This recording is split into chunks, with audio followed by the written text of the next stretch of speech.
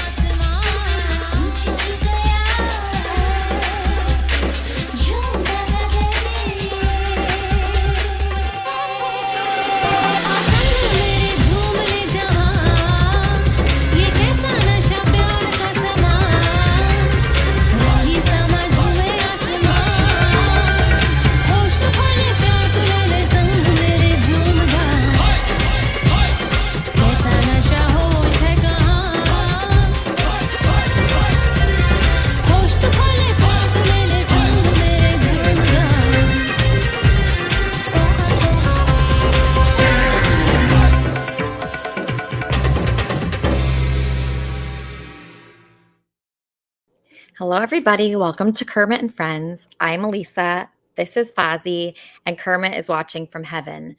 We have a really exciting show today. I wrote down a bunch of questions for our guest. I have so many questions just about life in general after reading his book. You know, what makes you who you are? You know, is it what happens to you? Is it your experiences? Is it who your parents are? Is it, you know, who you're friends with, how successful you are? Is it what you do for work? You know, who am I? Jody Plauché is a lot of things. I read his book and I was blown away by it. I learned so much about myself through reading his book, and I was hysterical by the end of it. Hysterical. And every person should read this book. It teaches you about yourself, your life experiences. It teaches you how to handle pain. There were some quotes from the book that I found so fascinating. Like something that he said that I think we all can learn from is you need to evolve from being a victim to then a survivor to an educator. Okay, that really stood out to me because I never wanted to have a victim mentality, but I feel like a lot of my life had that victim mentality. Oh, you know, all these bad things happened to me. And I couldn't quite place exactly what those bad things were. And I just spent so much time just dwelling on things and being confused and miserable. You know, I didn't get to those other parts. I don't think I became really a survivor and educator. But if you do get to that, I mean, you could change the world. And that's what this person is doing. That's what Jody's doing. I want to welcome my co-host, Wheezy.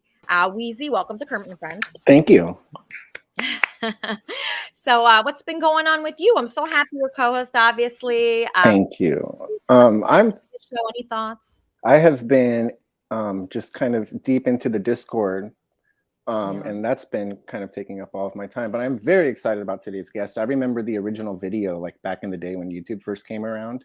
That video was like really popular back then, and I always thought that guy was amazing. His father was amazing for doing that. So So what happened was Jody was kidnapped by his karate instructor he was kidnapped and molested. And it's so crazy. He was just 11 years old when that happened. And just thinking about that, it's the most frightening thing. It's every parent's worst nightmare. Absolutely. Every parent's worst nightmare is having your kid, molested. The karate instructor, he bamboozled that whole family, got close with the family. I think he moved into like the front yard or something. Wow.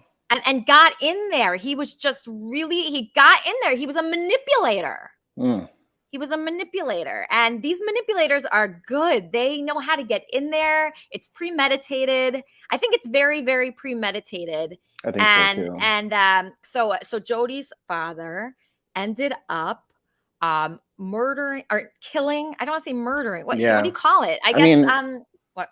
Killing is probably what I would say, just because it doesn't feel like a murder. It feels like he deserved it.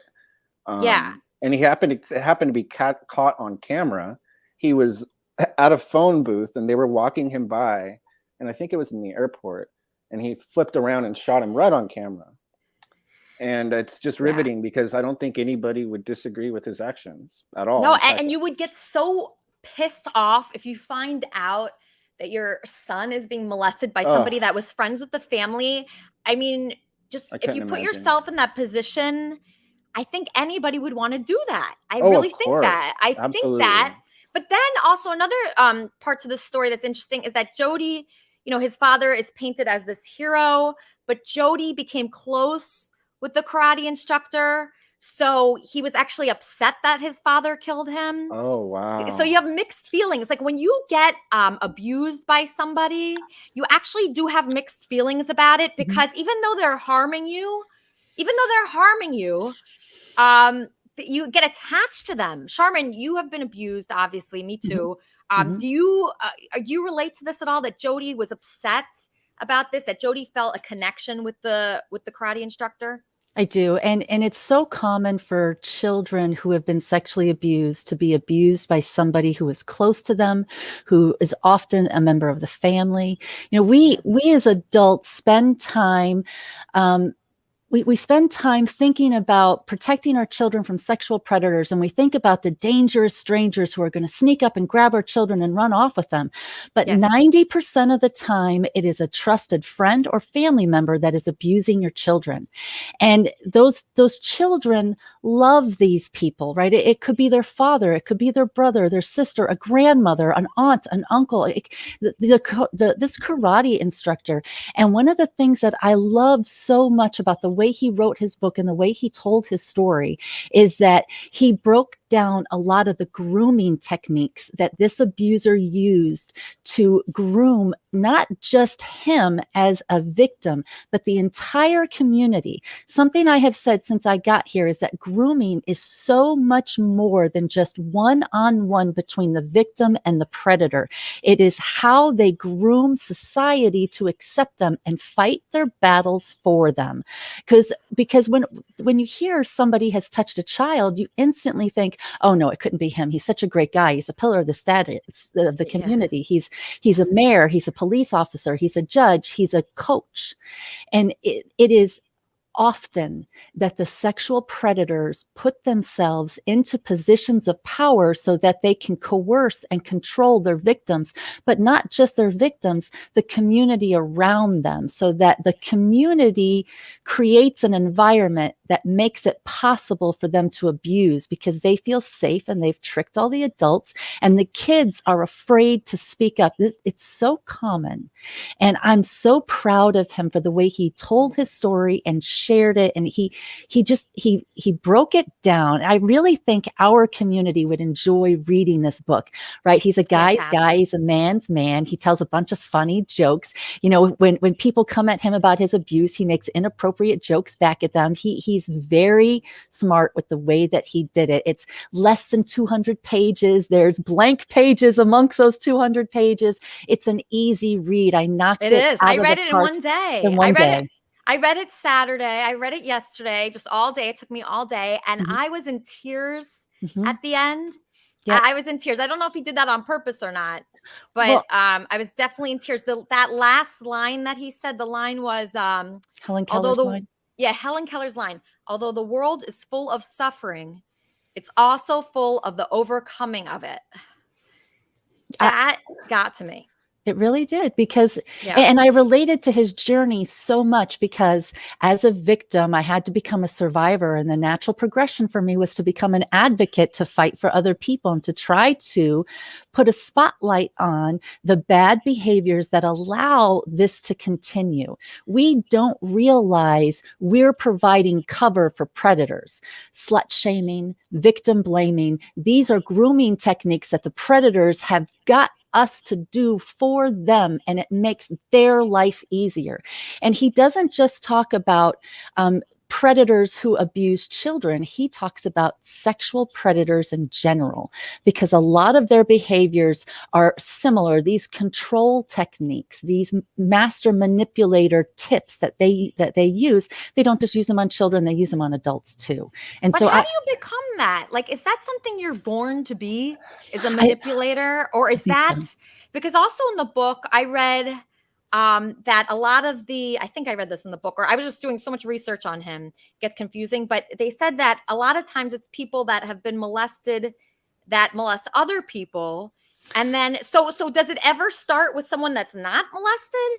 So I like the fact that he exposed some myths, because there are a lot of myths that surround childhood sexual abuse, and this is a grooming technique that they have done to get us to fight for them. There is this horrible misconception about abuse survivors, that if you have been abused, you will grow up to become an abuser. And a lot of survivors suffer in silence for shame of being associated with the thing that they despise the most.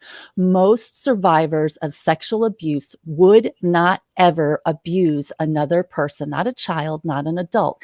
And he talked about, and there's been a lot of studies done about convicted pedophiles who have lied about their childhood abuse to gain sympathy, but they fail lie detector tests. This is something that happens consistently. Predators will create a story, a false story, to trauma bond with you so that you believe you can trust them when you cannot. And I have experienced this in my adult life with partners who want to be intimate with me, and they will create a child abuse story to be close to me so that they can bond with me over my abuse. And I've only experienced it a couple of times, but it's a huge red flag for me. Most people who have childhood abuse experience and exhibit a lot of shame, a lot of humiliation. It is uncomfortable and difficult to talk about your abuse. And I encourage everyone to do it at a slow pace when they feel comfortable. You know, he talked about the importance of people's reactions. Yes. I say, you don't have to lean into my abuse story, but please, for the love of God, don't lean back in disgust, because your response to my story and how I share my truth with you will color whether or not I feel safe enough to truly share with you. So whenever someone here has shared their trauma story, I have thanked them for sharing their truth. And I try not to push for details, because details make it really difficult. It's gratuitous. I watched a couple others interview Jody. So this is interesting. So I watched a couple other people interview Jody, and I have a question for him about that. A lot of like podcasters, people that have YouTube shows, and they go into a lot of graphic detail about things like the sexual part of it. And I'm very curious what Jody has to say about that.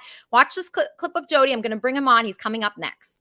A trusted martial arts instructor is accused of kidnapping and abusing one of his young students. The victim's father uses a gun to take matters into his own hands. And the horrifying scene is all caught on camera. 1983, Jeff Doucette teaches martial arts to children in Louisiana. There's a lot of throws, takedowns, arm bars, wrist locks, and chokeholds. Doucette appears to take a special interest in one of his students, 11-year-old Jody Plauché. February 19th, 1984. Jody Plauché suddenly disappears, and his instructor is also gone.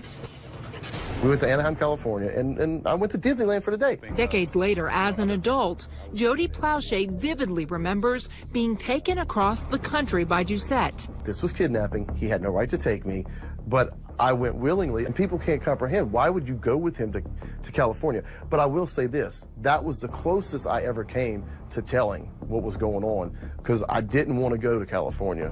Afraid of upsetting his family, Jody Plauché carries to California a dark secret about Jeff Doucette. Jeff had been sexually abusing me the year leading up to going to California. I mean, there's all kind of molesters out there, and most of them are someone that the kid knows and trusts.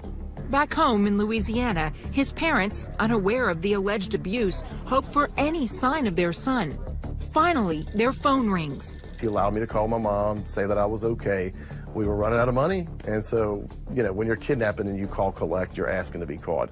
The police, monitoring the family's phone line, traced the call. Minutes later, officers in California stormed the motel room. John Pasterik, a local reporter, interviews Jody's father, Gary Plauché, as he waits for his son to be returned safely the next day by authorities.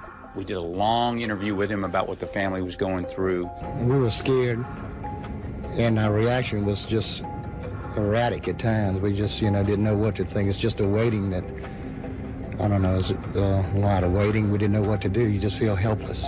He was definitely a worried father. He wanted to celebrate because his son had been found and was on his way home, but he was just very anxious. A sense of relief for a worried father. But no one knows the true extent of Gary Plauché's anger. As authorities move the accused through the airport, the team is on high alert. Abe McGoll films the arrival for a local television station. I was up in just off the security area where the passengers would leave the security area, and I noticed a gentleman standing by the bank of phones, which was about 8 feet from me. That gentleman is the victim's father, Gary Plauché.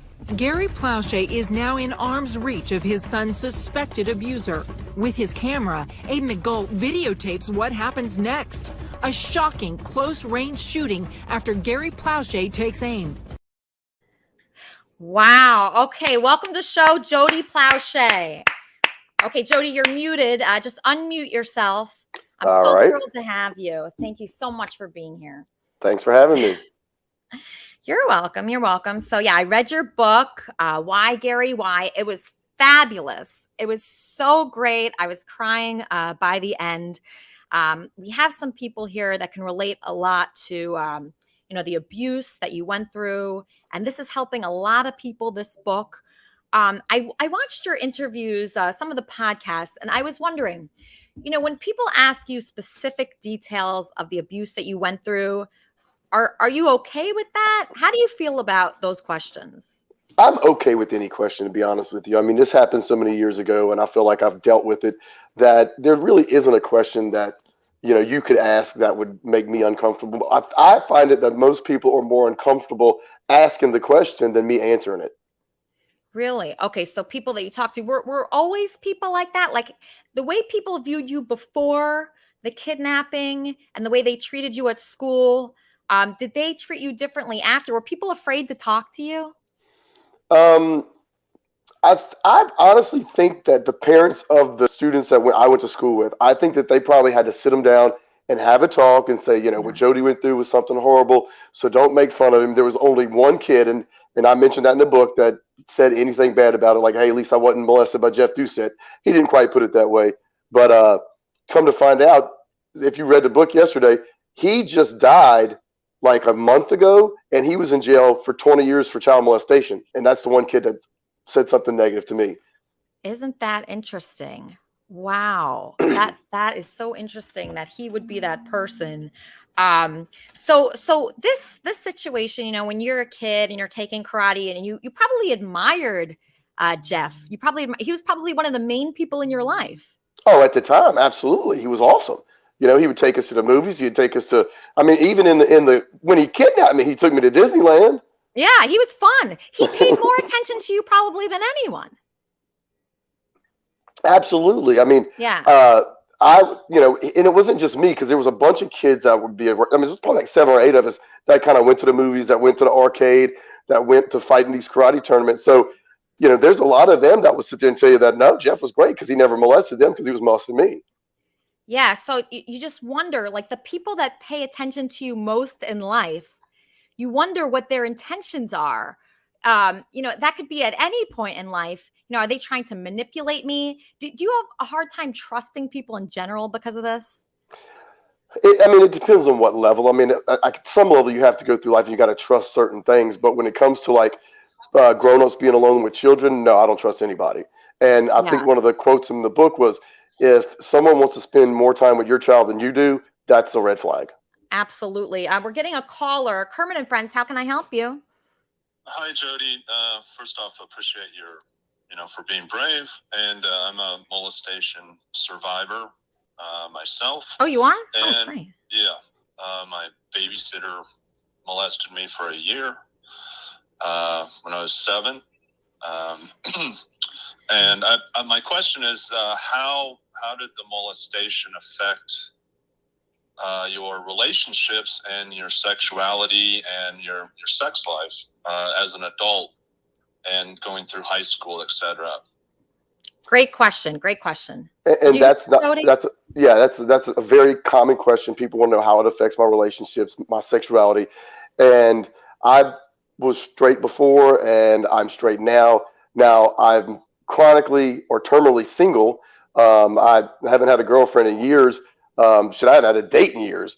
But yeah, me neither. But I do like the young ladies, not too young, but I do like the ladies. But again, I address this in the book. I did the Seinfeld quote where, it's like, it's nothing wrong with it if you're gay. I have nothing against it. I consider myself an ally for the gay community. Because being a pedophile or a homosexual pedophile is not the same as being a gay person. So I defend them when it comes to that because it's not the same thing. Right. So why do you think you have a hard time getting a date? Because I have that same problem. What is it? Are you picky? Are you? Yeah. I'm picky. I'm very picky. Yeah. 2, but also I'm broke. I live at home with my mother. That's not real attractive to women. Wait, how are you broke? You have a great job. Your job is at the Pennsylvania Sexual Trauma Center or something like that? I left there in 2005. The goal was to write the book and then book speaking engagements, but the book came out and then COVID happened. One second. Sorry. COVID happened, so I had 5 speaking engagements canceled. I was going to go to Pennsylvania, North Carolina, South Carolina, Vancouver, Alabama. All that got canceled. So I've just been, working for my friends. 1 second. Sorry. That's right. My friends are helping me out, so I'm working with them. But once we get over this COVID, hopefully I'll get back out there and get things right. Wait, so did you get a book deal where they paid you in advance? No. No? Oh, it's self-published? Yes. Oh, why did you do that? You could have gotten a huge book deal. You know what? That's a good question. I just felt that going the independent route probably would be the benefit in the long run, especially if you're doing speaking engagements and you sell copies of the book to the people that are booking you. That way everybody can have one.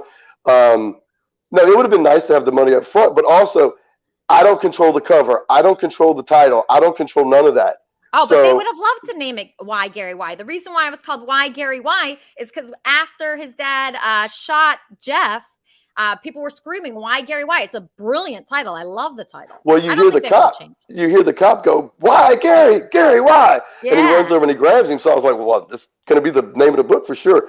So and they may have done that. And also, if you look at the cover of the book is based off the shirt my father had on. So, so I sent a picture to the publisher of the shirt, and that's what they did the title. I mean, the cover out of. So that's pretty. I thought it was pretty. The whole clever. thing is brilliant. I think you could have gotten $1 million from that for your book. We're getting a caller, Kermit and Friends. Hi, Lisa. Hi, Jody. Hello. Hi. Can you hear me? Yeah. I had a question for Jody. Okay, speak up a little bit. Speak up a little bit. Is that better? Yes. thank you, Jody, for being on here. And I'm also a survivor, and the Kermit Friends have quite a few people that are survivors for child sexual abuse. And thank you for being on and telling your story. One of the things that struck a chord with me was the karate instructor thing. We had some experience with an individual that was a karate instructor and was teaching, children after a sex offense. And the research we did showed there's really no organization that checks on their credentials or their backgrounds, and that was really disturbing. I don't think that's changed. I just wondered what you thought about that, and should there be an organization that checks on martial arts instructors and their backgrounds if they're going to be around kids? But what would they check on? Because I don't think he had a problem with that before, right, Jody? Thank you, John. I don't think he was arrested. What was he? Did he do it before? I believe he was arrested when he was 17 for sexually abusing a kid in Port Arthur, Texas. But because he was 17, it was on his juvenile record. So my mother asked my uncle, who worked for the sheriff's department, to do a background check on him. And my uncle claimed he did. I don't know if he did, but he said that no, he's nothing stands out. So, my mother even took that cautionary probe. Now, I will say this about the karate instructors, okay? It's not karate instructors. It's anybody who has a place where they're dealing with children. It could be a baseball coach. It could be a basketball, any kind of coach, any kind of mentor, any kind of someone that's looked up to, priests, clergy, people who are around children. So it's not just limited to karate. Wow. Yeah, because it's really sick to think that someone would be attracted to that job for that reason. But that's why they are. That's why they are. I spend my spare time at Hooters, not on a soccer field, coaching a bunch of little 10-year-olds. Yeah, I did notice that you wrote about Hooters in your book, like multiple times. Do you really like Hooters that much? I got one like 2 miles from the house, so, it's just easy. And when I lived in Pennsylvania, the first place I went was there because I didn't know anyone or anything. And the first person I met was my waitress. And so, that's just kind of where I hung out when I lived in Pennsylvania. That's where I hang out now. Really? Wow. I didn't even know Hooters still existed. Like, how about dates there? Can you pick up any women there? That's like being out to pasture. Them girls, they looking at me as an old man. They ain't looking at me as a date. But okay. Yeah, but I'm all good. I'm happy with how I am. You are? You're happy with so you don't mind being single? I don't. I like to do what I want. I even put on Facebook not too long ago. I said, single privilege is real. And my best friend commented. He said, oh, so you want to spend your own money? You want to do what you want with your own free time? Is that how? I'm like, yeah, I want to do what I want when I want with who I want. I don't want to tell them what to do or spending my money. So that's kind of how I look at it. Have you ever been in a long-term committed relationship? I was in a long-term committed relationship for 3 years. When I was 17 to 19 or 20. I mean, I was young, but and actually it was kind of a weird circumstance because the girl that I was seeing ended up moving in and living with me and my parents for like 1 year and 8 months before we finally broke up. So, I mean, I was in a seriously committed relationship. Wait, your girlfriend moved in with your mom, did you say? And my mom and dad, back when we were dating, she was living with her dad and her stepmom, and her stepmom at the time we felt was too strict. Like we were high school kids, we were just trying to have fun. And so she was like, you know what, I'll move in with y'all. And so she moved in and she lived with us for 1 year and 8 months. Okay. And we're still friends today. I mean, I still see her and we're still friends. So it's all good. Yeah. Okay. So I'm going to take some more questions. Let's get a question from my co-host, Wheezy. Wheezy, you're on with Jody. Well, I just think you're super brave, first of all, and it's pretty amazing. I'm just wondering, like, after you wrote the book, have you gotten a flood of people just supporting you that you wouldn't have imagined otherwise?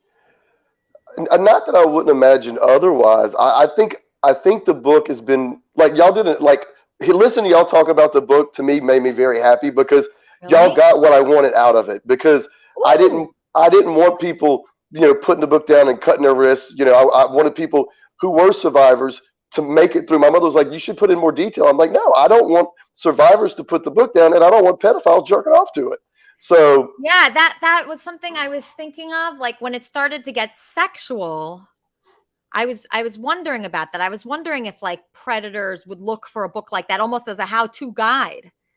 Or like a Penthouse forum, and then Jeff went down underneath the covers and sort of performed all the sex. I mean, they're like, imagining doing it to a little kid, you know. So I tried not to go into too much detail, but I mean, I had to go into some. Yeah, you had to go into some detail just to show what happened because people would be guessing and they'd be wondering. But it was such a long-term relationship between you and him. And it was like there were so many levels to it. He was friends with your family. He was teaching you karate. You really excelled at karate during that time. You did so well. And I was wondering, like, was it because you were angry that you took it out in karate, or were you trying to show off for Jeff? Like, why do you think you were so great at it at that point? I think it probably, when I got into the ring, it was probably that pit up anger. Yeah. You know, I'm trying to look back as how I was when I was 10, 11 years old. But I felt what I felt was in the ring when I was fighting in those tournaments. I didn't feel like anybody was going to beat me. But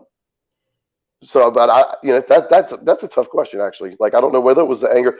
I know when I went to school, that was a whole different life for me. I remember being in 6th grade, and school was a whole nother life. School, I could be Jody.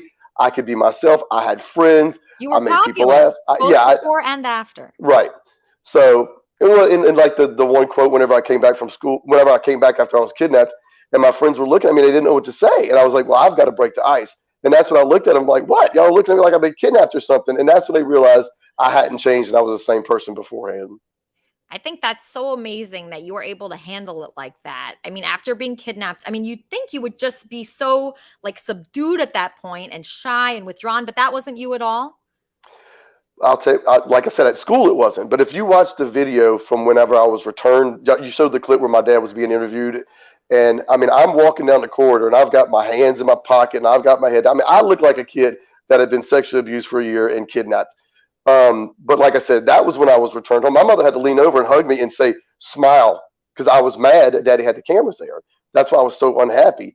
That's why it looked like a happy reunion, but I wasn't happy. And that was because the camera was there. But, I got over it. Yeah. But as part of you enjoyed the attention afterwards, right? Did you enjoy the fact that you were famous from this event? Actually, yeah. I mean, that's what people knew who I was before, but that's when everybody at the school knew who I was. That's when I became friends with the really pretty girls. And I ran into them not too long ago, and I said, hey, Carrie, I said, I mentioned you in my book. And she goes, what, did you say you like Christy better? And I'm like, yeah, that's pretty much what I said. I think I do remember that part. Yeah. So because women really respond to men that are vulnerable. That's my number one quality that I like in a guy, when he really can be like who he is. He doesn't try to be cool or fake. And I hate that when they're like so disingenuous. A lot of guys are like that. But you put it all out there. You tell everybody exactly who you are. Do you think like you'd be a completely different person if this hadn't have happened to you? Like, who do you think you'd be? I probably would be a completely different person had I not gotten a phone call from Mike Barnett after I first appeared on the Geraldo Rivera show, telling me that they had arrested a pastor who had been molesting these 2 kids, and the kid came forward after seeing me on the Geraldo show. I probably would have been different because I only went to New York City for a free trip. Whenever that happened, and it happened in Baton Rouge, I was like, wow, I can make a difference. I can help, people who are being abused, and hopefully I can do that. And so that's when I kind of went into the direction of going to college, taking speech communications, philosophy, psychology. Those were my 3 minors. I volunteered at a battered women's shelter working with children when I was in college. Also, I was into organizing men against violence when I was in college for 2 years. So I knew after that what I kind of wanted to do. So I read that as well, that you're involved with Men Against Violence. So does that put you in a strange position? Because I know that you had mixed feelings about your dad, shooting Jeff. So is that something that you talk about? Do you have mixed feelings about that still? Do you think he should have done that? Do you think he did that for you or for him? That's a great question, because I think my dad was mentally unstable. And if you want to see temporary insanity, watch that video, because my dad wasn't in his right mind. Do you think he should have had a gun? Do you think, because people tend to shoot people when they're not mentally well, right? Right. So because after this, like, I'll probably go to brunch. I'll go to the dog park. Like, I have no ideas to go like kill someone or take a gun anywhere. I think that happens when you're like out of your mind. Yeah, he was clearly out of his mind. And he could have been hurt. He that could have gone wrong. It went well, right? But it could have not. He expected to be killed. Like, he went there to die. So when you're in that mentality, you'll do almost anything. So your dad went there to die? He figured the cops were going to shoot him. Yeah. Yeah, it was surprising. I mean, your dad's, was a great guy. Obviously, he did I mean, it's weird. I feel like so torn on it. I feel so torn on. I'm sure you feel torn on it. But like, I don't think that anyone should have a gun at all, because I mean, he could have ended up killed, definitely, 100%. I mean, that could have happened, and other people could have been killed. He could have missed. He could have shot someone else. And I think when people have a gun, they want to use it. And who wants anyone to use a gun at all? I don't think people should have guns. What do you think of that? My best friend, the one who wrote the foreword to my book, he always hated guns, but he went and he bought himself one because one night he came home and there was a guy banging on his door. Okay. And I think the guy may have had either a weapon or something, a knife, and he was at the wrong apartment. And he was looking for another guy. So my best friend was like, all right, I've got to get this for self-defense. But he explained it to me perfectly. A gun should be like a spare tire. No one brags to you about their spare tire, but you know what? When you need it, it comes in handy. Okay. I see what you're saying. Okay, and then so Kyle Rittenhouse, that situation where he is 17 years old, has an AR-15, which can kill a ton of people at once, and he goes, across state lines. What do you think of that situation? I did not pay enough to the trial to really give an informed opinion. I know people are saying, well, he shouldn't have even been there. Well, you know what? That's fine. He didn't know he was going to be attacked. If that's what happened, like I said, I don't know. I just know what I've heard. I know a lot of people who watched the trial felt like that probably was a good sentence. I didn't. It's a terrible situation. It's a terrible situation all the way around. Why would you put yourself in the worst humanly possible situation? You go to a riot where, like, first of all, who wants to go to a riot? I'm not going to a riot. Yeah, like, why on earth? I mean, there's a million other things that I would personally rather do than go to a riot. Okay, like literally a million, like literally anything. I would do anything other than go to a riot. So he goes to a riot that's far away. It's not even a riot right outside. Like, maybe if there's a riot, even a parade or a riot or whatever is like. It has a different feel if he was sitting in his front yard protecting his home than traveling somewhere else. It has a totally different feel. I admit to that. Yes, absolutely. Exactly. And people, they're saying, he was going to hunt people. I feel like somebody that's going to hunt people with an AR-15, which no one should have, in my opinion. Why should you have a weapon that kills that many people? I mean, I just hate that anyone could get a weapon. 17, however old. I just don't like it. I don't feel comfortable with it. And now this guy's a hero. So now kids are going to be looking up to this hero wanting an AR-15. Yeah, I'm not a big proponent of guns. I respect, gun owners' right to have it. But like I said, I feel like a gun should be like a spare tire. It should just be only when you need it. Yeah, but the people that get the guns are in a bad state of mind, typically, right? So your dad, even though he was, protecting you, he was not well at that point. Do you think he should have, what should he have done? He probably should have let Jeff have his day in court. He should not have put himself in a position to be prosecuted. And I know a lot of people who are fans of my dad are going to, look at me like I'm anti what my dad did. I understand fully what my father did. And I feel grateful that he didn't spend any time in jail, but that's him. Any parent who goes through something like this, it's more important for you to be there to support your child than to take revenge and put yourself in a position to be prosecuted. That's what I advise all people. And Jeff, no matter what, no matter how scummy and what a total piece of shit he was, even total pieces of shit, child molester, kidnappers, and other horrible things deserve their day in court. Yeah. Yeah, I think that. I mean, I don't know. I'm really anti-violence, right? So I don't like guns. I don't like people any violence of any kind. That's just how I feel about it.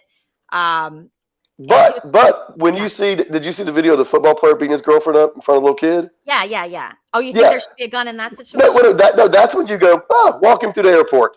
You see that video and you're like, yeah, someone walked that dude through the airport. Oh, you're saying, so some people do, you do believe in some scenarios, eye for an eye. No, I don't believe it. I feel it. Like, I watched that video and if someone would have came in and shot that dude, then I wouldn't have lost sleep over it. But no, I'm not an eye for an eye person. I want the system.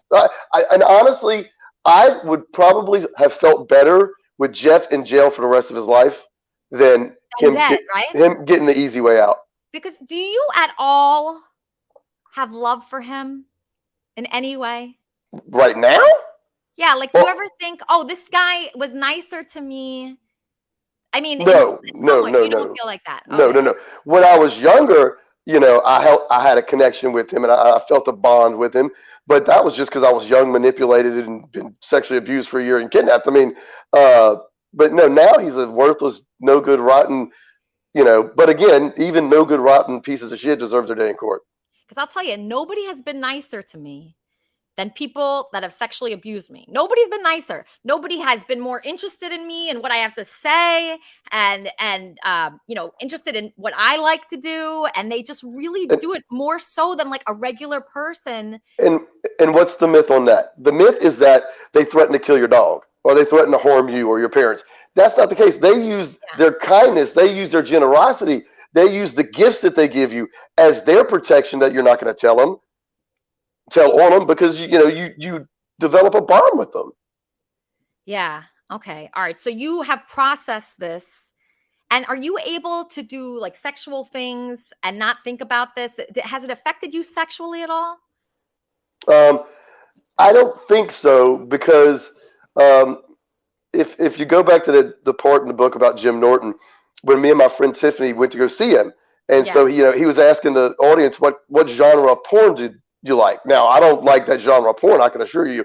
Well, for those who haven't read the book, my friend Tiffany yells out, "Anal!" And me and her are sitting like right in front of Jim Norton. And I've met Jim and know him, and he looks at Tiffany and he goes, "Man, do you know who you're sitting next to?" And she was like, he didn't make a joke about it. I don't think he wasn't really like what I read in that part was he wasn't making a joke. He was just telling your story. Well, no, what happened was he did an hour's worth of new material.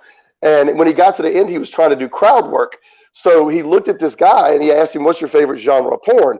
And he wouldn't answer because he was with like his girlfriend or a wife. Well, I was sitting with my friend Tiffany. Well, he asked the crowd, he goes, "All right, what's your genre of porn?" Well, he didn't know that I knew her or not, but she just yelled out "anal." And that's when he just goes, "Ma'am, do you know who you're sitting next to?" He goes, "That's my friend Jody. He was sexually abusing, kidnapping." And then he looks at me and he goes, "Is it okay?" And I'm like, "Yeah, go ahead." And so she started to apologize, like, "Oh my God, I'm so sorry. I can't believe I forgot. I'm like, "No, it's okay. Like my favorite comedian just introduced me to the crowd in New York City. I'm fine." Yeah, I mean, I am surprised that anyone on earth would like anal. I'm convinced nobody does. Anybody who sass they do lie about. Are doing it for the extra paycheck is what they're doing in the porns. I can assure you. No, I mean I've lied about it to appear more fun to people, but I would never do that. That is like the opposite of what I mean. I compare anal to like going to a riot. I mean those are in the same category for me. Two things I don't want to do. Okay, so during that though, that must have been so horrible for you. That seems to me like the worst part. I mean, it all seemed bad to me, but him, like, was he forcing you to do it, or did you have to pretend like you liked it? Basically, I just didn't resist. So he didn't force me. I was compliant. I was a compliant victim. I went along with it. Oh, okay. Okay. So he never forced it. He never really he never raped you. Did he rape you? Well, okay. Technically, the word is yes, he did, because I wasn't consenting to sex. Right. Because underage children can't consent to sexual intercourse. I never once was like, "Hey, Jeff," and roll over and showed him my back, like, "Hey, I'm in the mood." Yeah. It was him always initiated with me, like, "Okay, go in the bathroom," or something like that. But yeah, it was never something that I wanted or initiated. Okay, so he never. And were you trying to impress him at all? Like, I know he was really like flirting with you and trying to have a relationship with you. Was he trying to have like a regular relationship with you? Yeah, it was like courting. Yeah, I mean, it was like I was his, love object. I was his, love object, and that's pretty much how it was. Wow. All right. And So we'll take a question. I mean, yeah, I see there's a whole bunch of chats. This is a crazy story. This is one of the most intense stories I've ever heard. It's just there's so many levels to it and so much to process for you. Like, not only do you have to process the molesting, the kidnapping, but what happened with your father. I mean, it's all so heavy and just so complex. How many years of therapy have you done with this? Because you talk about this a lot with, podcaster. Hold on one second. Please hold. You talk about this with podcasters on TV shows. Does that help, or does therapy help? What if this has helped you? All right. So I had to go to therapy. I probably would guess for 6 months. 1 second. Do not talk yet. Sorry. I went to therapy for like 6 months, and the therapist looked at my mother and was like, "You'll be all right. You'll be fine." Really? They made me go to therapy. They forced me to go because, like, if trial would have came, they wanted to show that I'd gotten professional, help. But they made me go, and after 6 months, he's like, "He'll be fine." And fine? Okay, the person on the phone. Let's see what they got to say. This person does not know how to call into a show. Kermit and Friends. Yes. How can I help you? Are you talking to me? Yeah. Are you watching the show? Yeah, I am. Oh, you are? Okay. What's going on? Is this Erica? Yeah, it's Erica. Hey, Erica. Thanks for calling in. What's your question for Jody? I think Jody is too heavy. What? I think he's like too heavy with his issues. What's heavy? Heavy? Oh, heavy? Yeah. What do you He has mean? too many like important issues in his demeanor. Like, it's too heavy. I don't like. It's a Sunday. Like, I want to have fun. Like, it's too heavy. Oh, she's saying for your show, because I watched the show last week and it definitely wasn't heavy. She's just saying that this is like, child rape, kidnapping, and murder is not how she wants to spend her Sunday afternoon. Right, that's good. Geez. Okay. So what I have to say to that is, we have a different kind of show every week. We've tackled difficult issues before, and the main purpose of this is to help people. Like, Jody has helped a tremendous amount of people. So maybe if somebody's watching that wasn't expecting a heavy show is watching this, like, for instance, you're a woman, right? The stats are, let's see, according to a scientific study, 14% of college freshmen report to being raped before enrollment and 40% after enrollment. I think that's women and men. I mean, I don't know. Erica, have you ever experienced any sexual abuse? Everyone has. Yeah. Everyone has. That's right. Exactly. Everyone's experienced it. So if you can get something from this, and the statistics, they don't lie. It's a huge amount of people. I mean, it's almost everyone. It's almost everyone that's been affected by this. So if it's heavy and it's hard to watch, that's okay. You'll be all right. This is going to be helpful for people. This is not meant to hurt people or freak people out, but it's important. I'll tell you something. I'm just going to hang up, about myself is that, I still am not there, where Jody is. I am not even close to being able to talk about things the way Jody does. And him, and reading his book last night, it felt like almost like the best day of my life.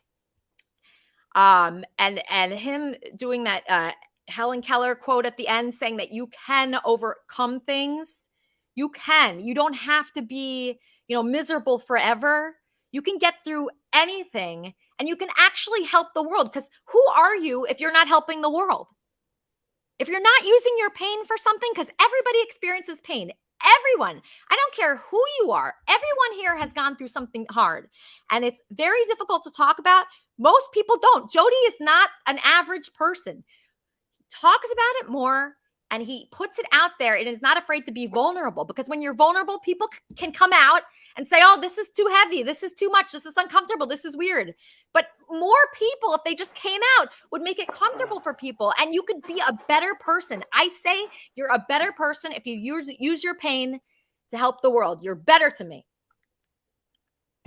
Well, if she'll go to my Amazon spot for my book and look at the reviews, there's one of them, probably 4 or 5 down, where the person says, "This book is funny."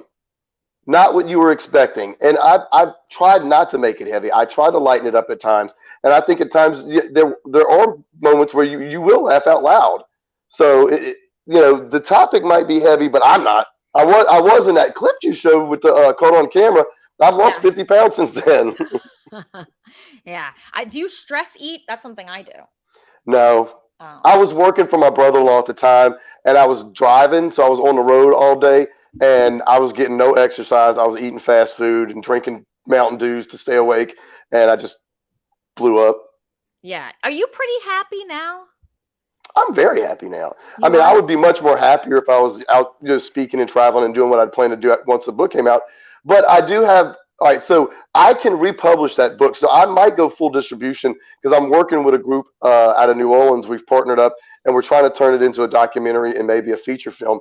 But, I said this earlier and I probably shouldn't, but you know how what they say about the people in Hollywood. I could see where a movie where the, pedophile gets shot and the guy gets away with it hasn't been made yet. Oh, why? Because Hollywood's full of pedophiles? I'm not saying that. Is that why? No, it could be. Oh, geez.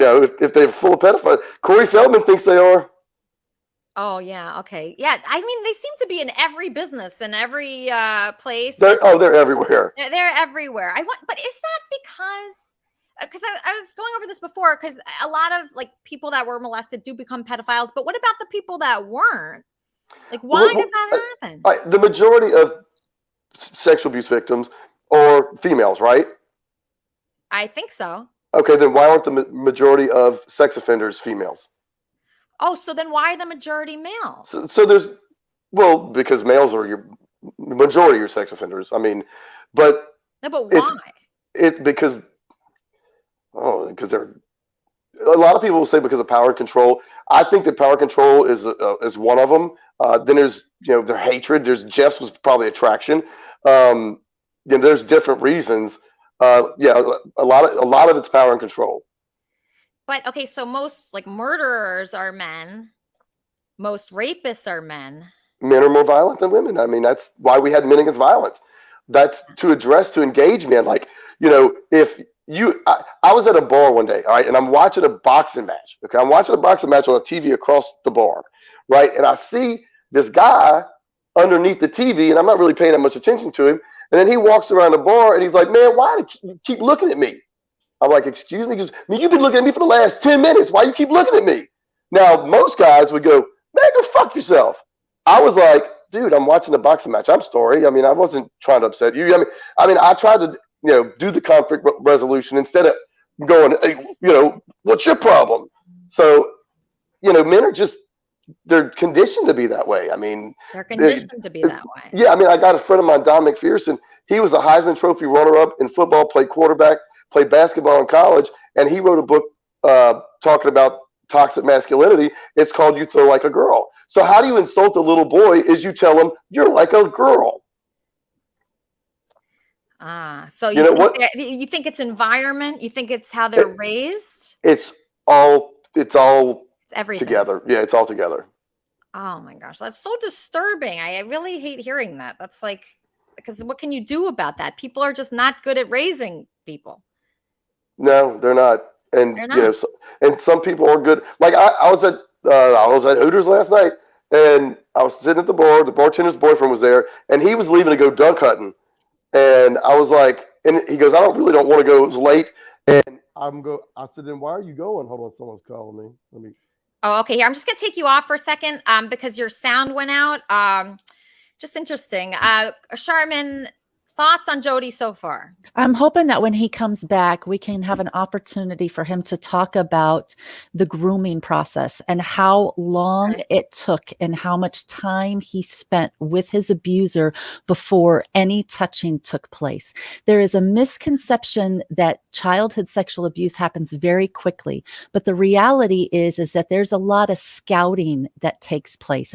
And I'm sure there's an appropriate professional technical term that has been used, but I call it scouting because they're testing the waters. They're making inappropriate jokes to children in a funny way that makes it seem like it's not that bad, and everybody.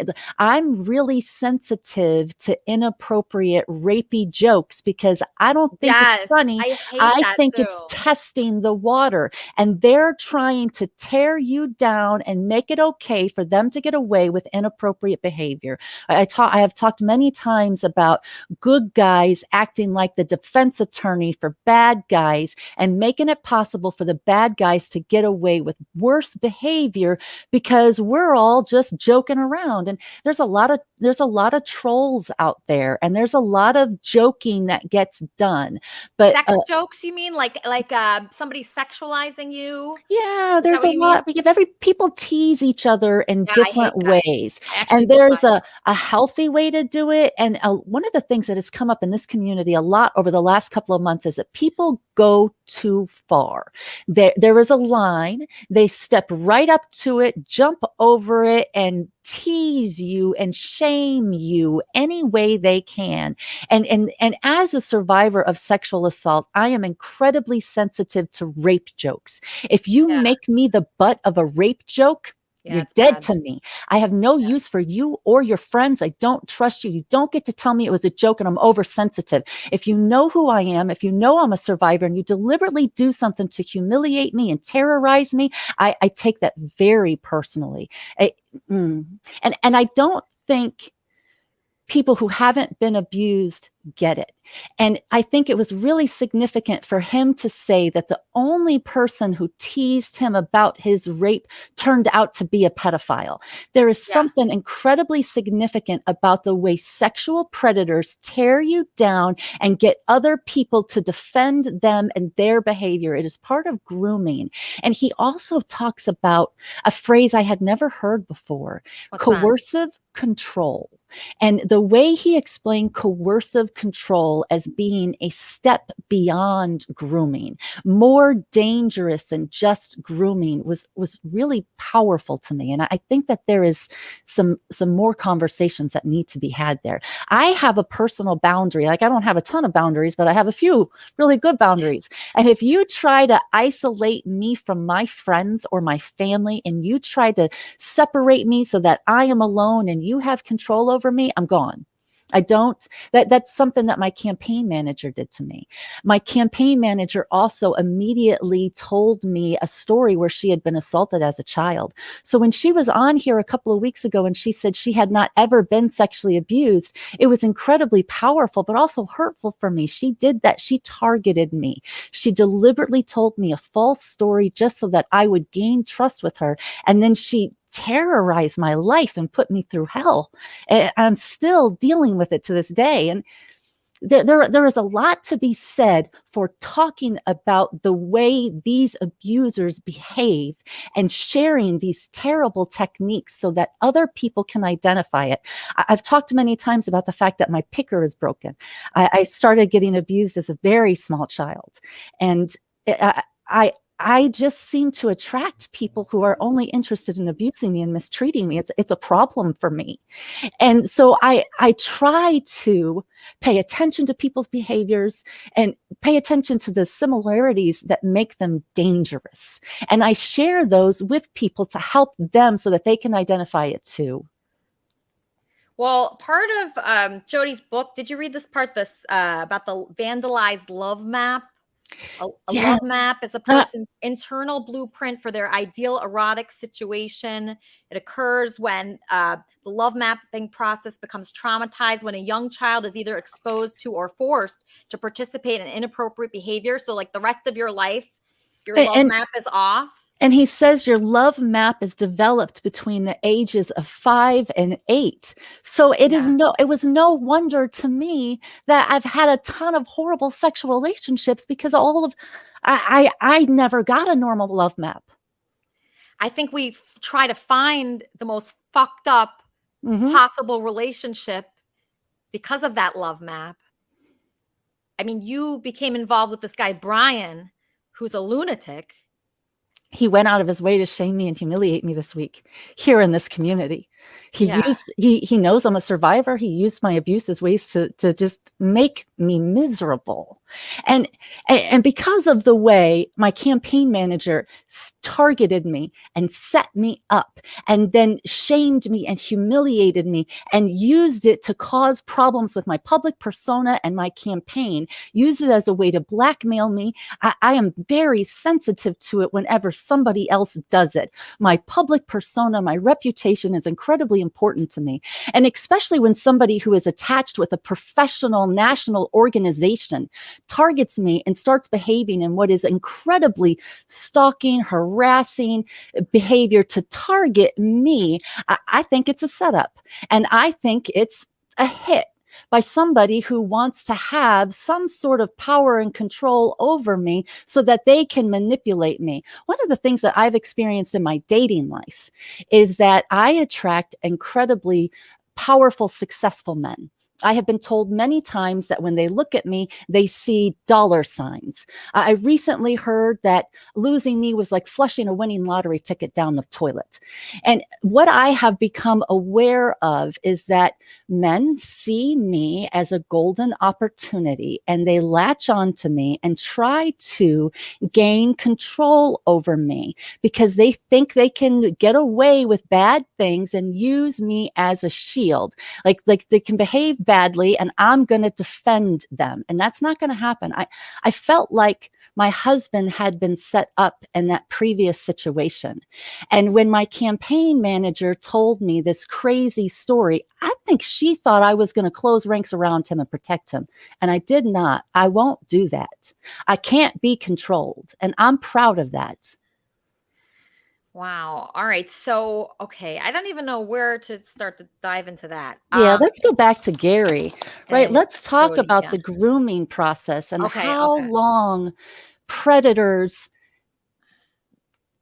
play their game before they actually touch a child. Okay, that is a really good question. I'm curious what like Jody has to say about that. Was it a long courting process for you? It was over several months, so I don't know exactly when it started because it started when he first started saying how great we were at karate and how wonderful we were and just trying to charm the family. As far as the actual testing the boundaries, I think it started when we were stretching in karate because it gave him access to get close to our bodies. And especially if you're stretching your legs, doing a split, it's your inner, growing. I think that's when he kind of normalized him touching between my thighs, said, "Ooh, look, your legs are tight right here. You need to stretch out a little bit more." And that led to him, putting his hand on my private parts while I was driving the car. And he addressed it that one time. He said, "Did you tell your parents what I do?" And I was pretending like I was sleeping, so I pretended like I didn't know what he was talking about. And that's when he really started moving in further. That's when I feel like he felt he had me. Okay, so do you agree that this like vandalized love map? Do you have a vandalized love map? No, remember, it's between 5 and 8. I was 10, 11 when this was happening to me.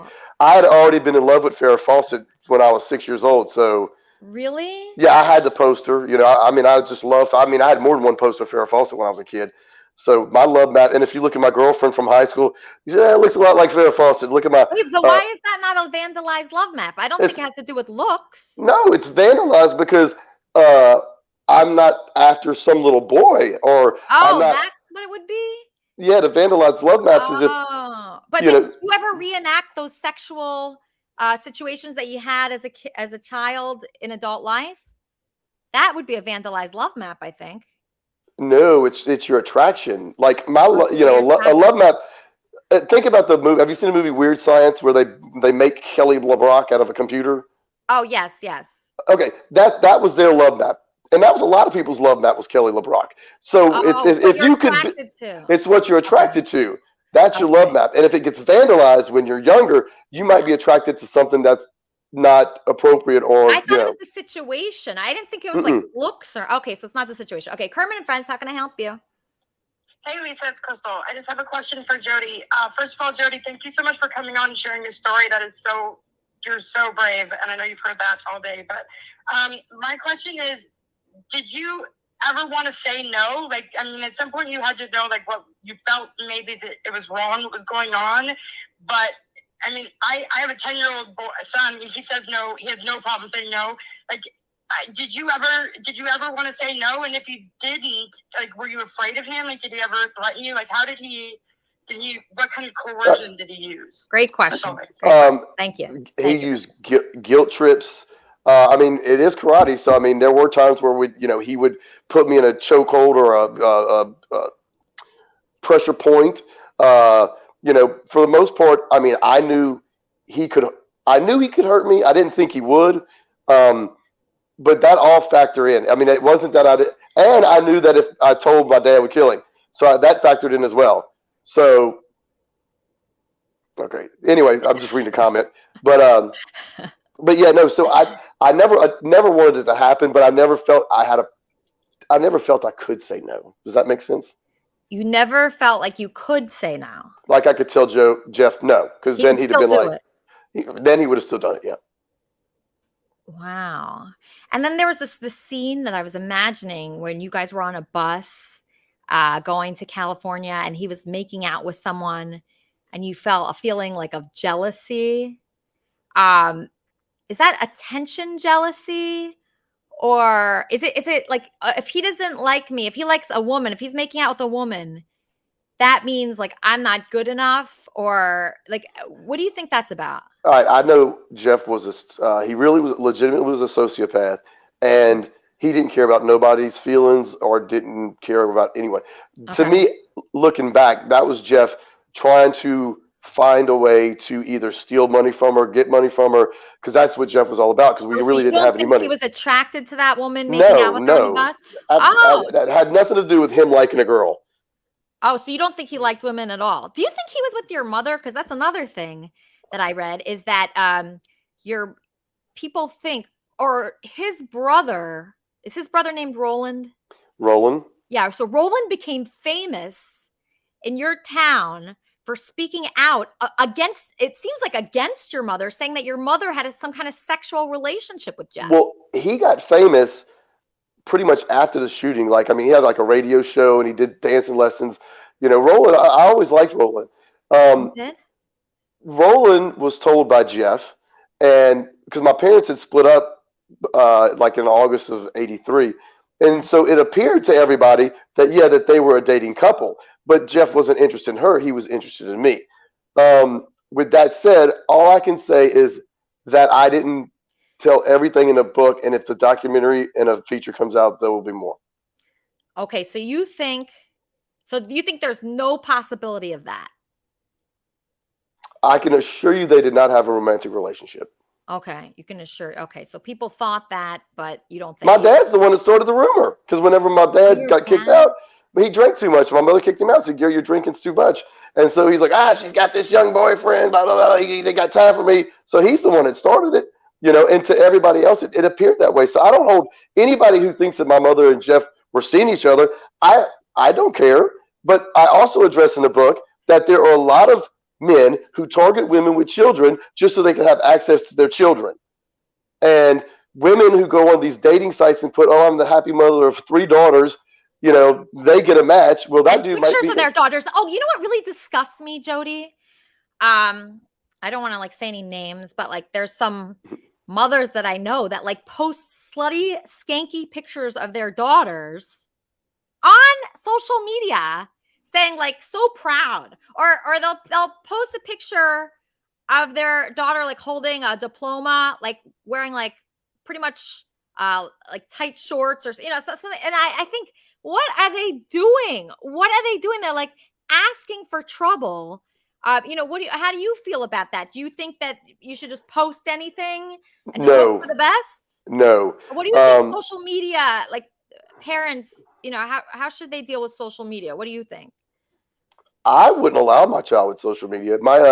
Up to any age? All right, so my older brother, I don't know their ages. Let's say he has a 14-year-old daughter. No, 15-year-old daughter. And my younger brother, he has a 14-year-old daughter.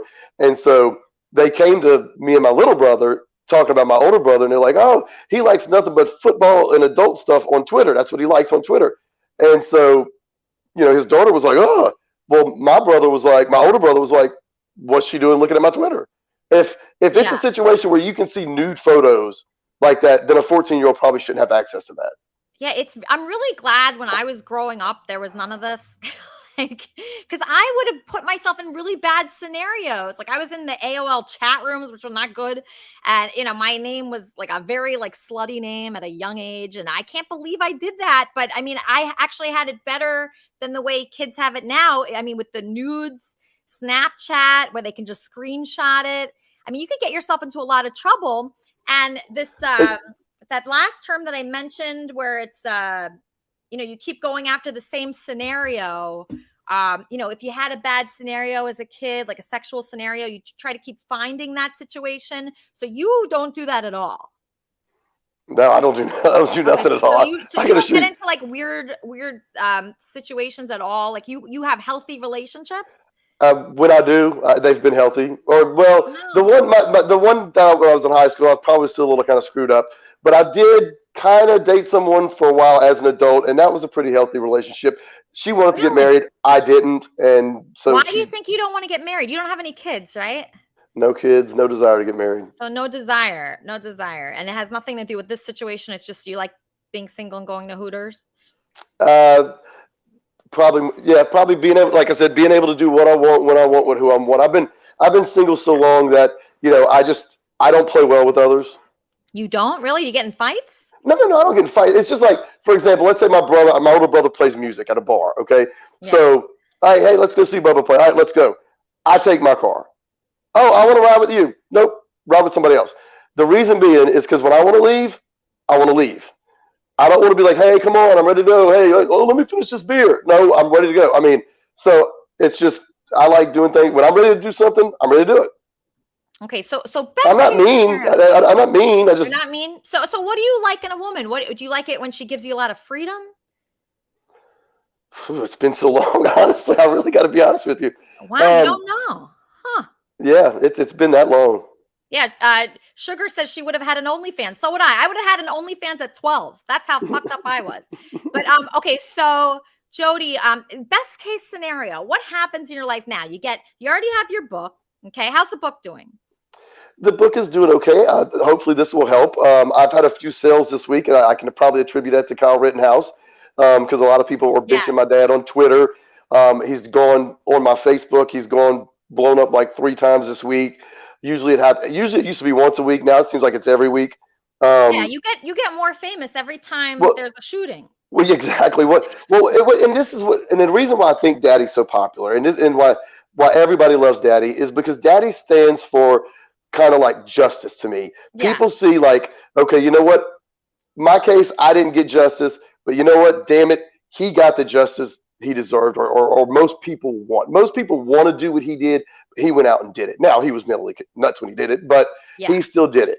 Most people say they would do it, and he went and did it. Did you ever get jealous of his like notoriety and his like hero status? No? No, I think he probably didn't like it as much as people like to praise it to him. Like, I mean, he's like, I'm not a hero. He's just, I'm just a dad. I just did, what he felt most dads would do. And they asked him, they said, do you consider yourself a vigilante? And he said, no, I don't consider myself a vigilante. He says, a vigilante to me is someone who goes out looking for someone to exact revenge on. He goes, I was just protecting my family. Yeah. Yeah. I mean, so he wasn't mentally sane at the time, but he had the right attitude. He was a good dad, right? I mean, he was good. Great guy. As soon as he pulled the trigger, it was like popping a zit because he was brought to jail. My mother got on the phone with him, and the first thing my mother said to him is, Gary, you're going to hell. And he said, yes, I accept that. So you think he is going to hell? That's what he thought. But do you think that? No. I'm not real religious. So, but there was a time right shortly after, I think when my dad was on probation, that the priest at our church my dad did his community service. I mean, that's where we had his funeral service. And the priest washed his feet and gave him absolution for his sin of murder. And so I think that helped my daddy as far as mentally not being that he was going to hell. So I don't think when the time my dad died that he thought he was going to hell, but at the time that he pulled the trigger, he thought he was going to hell. Wow. So he processed this as well, it sounds like. Mm-hmm. Huh. Just such a fascinating story. Do you so what do you want to promote? Obviously you want to promote your book. You're living at home right now with your mom, right? Yeah, go buy the book. Get me out of the house. No, I'm kidding. Yeah. I mean, you can move out. If enough people bought your book, you could move out of the house. Like the producers. I mean, we've had some producers on the show. If you're a producer and you're watching, this is a great movie. I agree. This would be a great. I mean, I can't think of a better storyline than this. I really can't think of anything better. More terrific movie. I think the more things get back to normal, I think the more things will be better for me. Like I said, I got the production company. Let's say we sign a docuseries deal. We do a 4-part docuseries and it blows up like the Tiger King. Well, I've retained the rights to the book to where I can then I can go through a publisher. Then I can redistribute it and get full distribution and be in bookstores and airports and that kind of thing. So that's kind of like the aim for the future. But I'll tell you what, since, I've known who you were for a long time, since I used to be remember I told you I was driving on the road? So I listened to Howard Stern every day, all day. And so I was even a big Howard Stern fan whenever I lived in Pennsylvania. And the reason why I bring this up is because whenever I got the invite to come on the show, I went back and watched the show last week live. And then I went back and watched some with Stuttering John. And I went to the fight with John and Crazy Cabby in Atlantic City.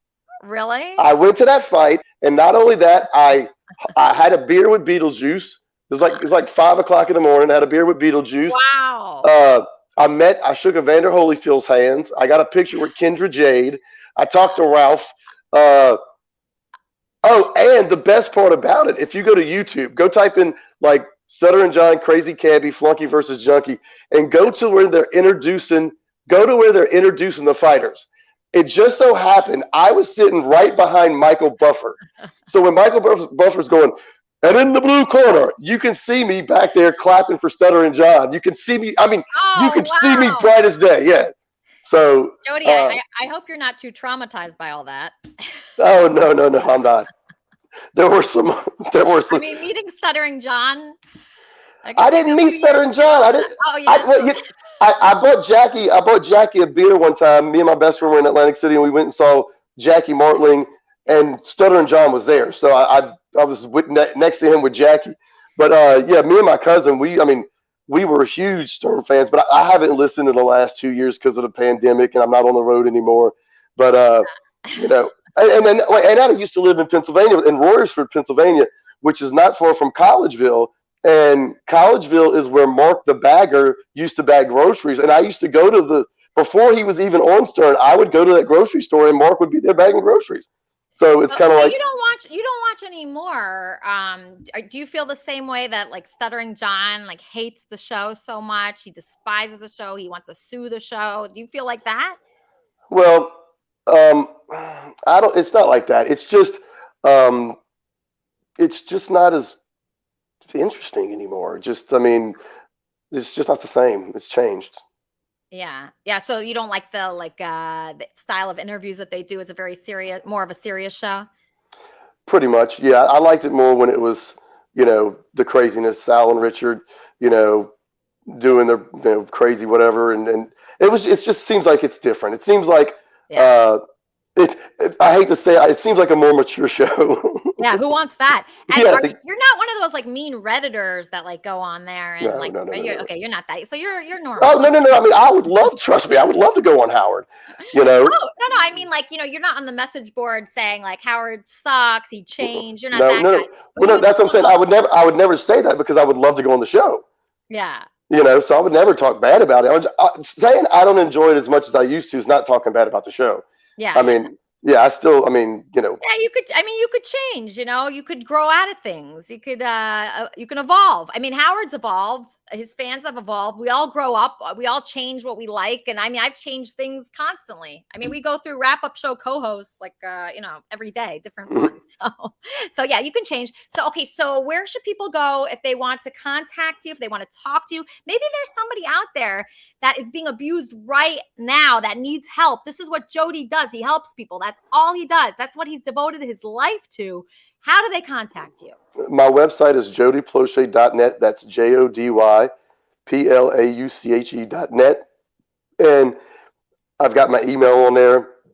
I'm on Twitter. I'm on Facebook. If you send me a friend request on Facebook, just say, hey, I saw you on I heard you on the podcast. That way I know it's a listener and it's not just some Autobot. But yeah, I'm very easy to get in touch with. You can go to Amazon and you can, search Why Gary Why. You can order the book that way on the paperback, or you can download the Kindle version. Your book has not been mailed yet, but I will give you I your read it signed copy. anyway. But I'm gonna get you a signed copy.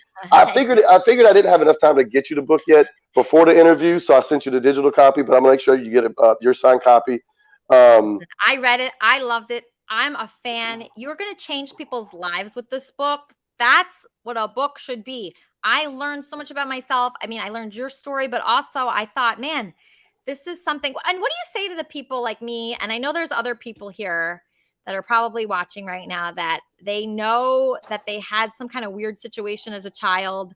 They're very odd now. Okay. Like, I'm very odd now. I'm very unusual. Everybody says that about me, that I'm weird with like sexual relationships. I'm unusual with just relationships in general, and like traumatized by things, that have happened. So those people that like, your story is so obvious, like your story is really obvious. And I almost wish mine was. What about the people that's a little less obvious and it's kind of like convoluted? Well, I think that the aspect when I'm talking about as far as how you can, process and work through it, get a proper support system, it doesn't just apply to sexual abuse. I mean, it could be, it could apply to, like I mentioned, my godson where he lost his leg. I mean, it could apply to something like that. Like, I mean, he's thriving now, but he wasn't at first. I mean, he had to work through it. It was a process, and he's, now he's married. He's got his own house. He's got a brand new baby, so he's doing wonderful. But I mean, losing a limb when you're in 10th grade or between your 10th grade and your junior year, when you're just had played on the all-state football team and won the state championship, and now that's taken away from you, that's rough. And so I asked him, I said, would you trade with me? And he was like, I can't answer that. And I was like, I can. I know what I went through, and I know that I'm okay. I don't have to worry about, the struggles that come with having one leg. And I figured he would rather be raped than lose a leg. That's what you're saying. I probably, yeah. Huh. That's interesting. I think me too, actually. Right, strange as that sounds. Right, victims unite. Let's go support. But no, I mean, anyway, honestly, it's not a good decision to make. But when I first started working at Victim Services Center, like, nobody knew what had happened to me. I moved to my boss did. My boss knew, but nobody else knew. So we're sitting around work one day, and this one woman, she was a receptionist. She was like, you know what? I fight to the death. Like, if someone's trying to rape me, I'd rather them kill me. I was like, you're out of your mind. And she's like, you wouldn't know. You wouldn't know what it's like. And I'm like, so anyway, so the next day or later that day, I go home, I call Daddy. I'm like, Daddy, I said, listen what this woman said today at work. I said, she said she would rather be killed than raped. And Daddy was like, huh. He goes, fuck that. He goes, I'd rather be raped. He goes, I can always try counseling. If that don't work, he goes, I can kill myself later. I was like, yeah, good point. Yeah, I mean, that's just the staggering numbers of how many people are raped and sexually abused is just so high. And then according to these studies, the average child waits 20 years to disclose sexual abuse. So they don't tell people about it right away, typically. And then more, they wait, and then 25% waits 30 years. And then the people that just do it the first year, the little 13%, those children are hardly believed. So even if you do tell somebody, they don't believe you. Without the hospital report, I don't know if I ever would have told. Yeah. I probably Thank God for that. Thank God for that hospital report. You're helping so many people. Jody, did you have fun today? Did you enjoy it? I did. I didn't have as much fun as y'all had last week, it looked like. But I mean, it is a heavy topic. But I would like to say this. I would love to come on again when it's like a whole different topic, when it's having fun, so it's not this heavy one. Because I would really like to show the people at home that I'm not this heavy of a topic person. I like, What are your favorite topics besides this? Conspiracy theories. Oh, conspiracy theories. Do you have an interesting conspiracy theory that you can share? Oh no, I just like going on YouTube and the regular ones. I don't believe in flat Earth. I don't believe in lizard You're not people. like an Alex Jones guy, are you? I'm not that bad. Let's hope not. Tell me quickly about this picture. I have a picture of you. I don't know what this is about. What's going on in this picture? All right, so if you don't recognize the guy on the left-hand side of the picture, that is none other than former LSU basketball player and former Los Angeles Laker great Shaquille O'Neal. Wow. Last year, I mean, he went to LSU, and I graduated from LSU. I live in Baton Rouge, and I was sitting at Twin Peaks, and he came walking in with the other guy on the right. The other guy on the right, his name is Sean Connor. That's like one of Shaquille's really, really good friends. Well, it just so happened that if you remember the part about the guy that was the ball boy for LSU that got me the autograph program, and he gave it to me, and that meant a lot to me. Yeah. Well, that was Shaquille O'Neal's really good friend, Derek Mallett. Okay, and Derek was the guy. In 8th grade, he just gave me that signed program. So I mentioned Derek in the book. So I sent a book over to Shaq, and I told the waitress, I said, tell Shaq that I mentioned D-Mac, Derek Mallett. I mentioned him on page like 89 or whatever. So she walked over and she handed Shaq the book, right? Well, the other guy in the picture, he starts looking around and he's like looking for me. So I raise my hand and he waves me over. All right, put it back up real quick because I want people to see this. Oh, okay, hold on. All right, so the guy on the right, his name is Sean Connor, okay? His dad is Bud Connor. Okay. Bud Connor was the police officer walking next to my karate teacher when Daddy shot him. So what are the odds that I send Shaquille O'Neal a book about my dad shooting somebody and he's having dinner with the son of the cop that was there? Is that not crazy? Oh, wow. You've met so many famous people. Like you were on Oprah. What was Oprah like? You know what? My experience with Oprah at the time wasn't as good as the other talk shows that I had been on. For example, I had been on Geraldo, I had been on Maury, and Geraldo, before the show, came in and talked to me and my dad, introduced himself, and, Maury came in, talked to me about 10 minutes before the show, just kind of like, what are you doing? I'm glad you came, blah, blah, blah. Oprah didn't meet with us before the show, which I thought was kind of rude. I'm taking off of work. They all do that? So all the famous hosts of TV shows, they all introduce themselves beforehand? That was my experience. I don't know if they still do it now, but at the time, this was like, 91, 93, 95. Even Lisa Givens. This is a funny story about Lisa Givens. Yeah. So back in the day, I had to FedEx my pictures, like your hard copy pictures, so the producers could get a shot of the pictures when you were like 10 years old taking karate. And so Lisa comes up to me. It was me and my dad. She comes up to me. She's like, Jody. She goes, I saw some pictures of you when you were 10 years old. Oh, my God, you were so cute. And I looked at her. I said, yeah, I was too cute. That's why I'm here. And she turned red. She was like, oh, my God. Oh, wow. Oh, my gosh. So she was uncomfortable with that. Some people are not comfortable with jokes like that. Yeah, she was I made her a little uncomfortable. But was even Oprah she came. nice during the interview? Did you like the way Oprah spoke with you? Well, she was, of course, nice during the interview. But the thing that rubbed me the wrong way as well was Oprah taped for like an hour and 40 minutes, and she would cut her show and edit it out. Like half the stuff I said on Oprah never made it to the broadcast. And all the other talk shows, like if they had 44 minutes to film, they would film 44 minutes. They might cut out like 1 minute because somebody went long, but for the most part, they didn't edit their show, and an Oprah did. And that kind of rubbed me the wrong way too. So that rubs you the wrong way. Wait, why does that rub you the wrong way? I'm just curious. I felt it was cheating. Oh, it's like, cheating? If you film for 2 hours and you take the best of the hour, that's different than if you film for 44 minutes and that's just your show. Oh, I see. Oh, okay. So you don't like that, but you like her as a person? I respect Oprah for what she's accomplished. Absolutely. I mentioned her in the book. She is a survivor herself. And, if you want proof that you don't have to be scarred for life after you've been raped and sexually abused, look at Oprah. She's a perfect example.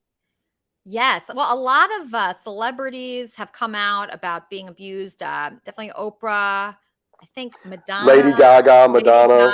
Lady Sugar Gaga. Ray I Leonard. just listened to it before this interview. I listened to her on the Howard Stern show talking about how she was raped. And that was interesting. But yeah, I think most people, but people, a lot of famous people, they don't want to come out with it. And it gets confusing, like that Me Too movement. That is super confusing because then all of a sudden you're talking about people that have a lot of power. So you're coming up against someone that could totally destroy your career. So you or make your career. Or make it. That's right. That's right. And you just have to be. It's worth the risk, right? Would you say it's worth the risk? Just be true to who you are, because is who you are that becomes who you are all of a sudden, right? Mm-hmm. That experience. Well, I don't know if you noticed. The one thing I tried to be in that book was 100% honest and tell the truth as I believe it. And I find it hard to lie. And like my friend Dave, I'll tell the story. I'm not going to say her name because we're still good friends. But there was a fitness model. Okay, very, very, very, very attractive young lady. She was my neighbor, and so she had made this trip. Some dude had booked her a trip to like Washington D.C. and she didn't want to do it. And she was like, "Can you call this guy and tell him my dad's sick that I can't make it?" She's like, "I don't want to talk to him." And I was like, "I can't lie to this guy." Yeah. And she was like, "Please, Jody, I'll blow you if you call him." And I was like, "I can't lie. I can't do it."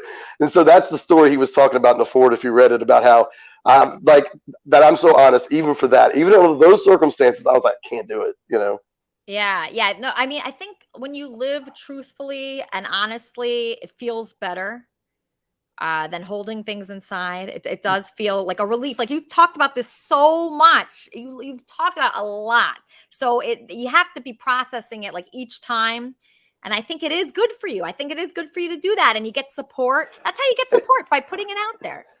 Since the woman called in and said that I was too heavy, can we end this like I do my speeches, where I tell like a funny story from one of the kids? It's in the book, but all right. So right after and this is not this, you read it, so this is for the people who are watching.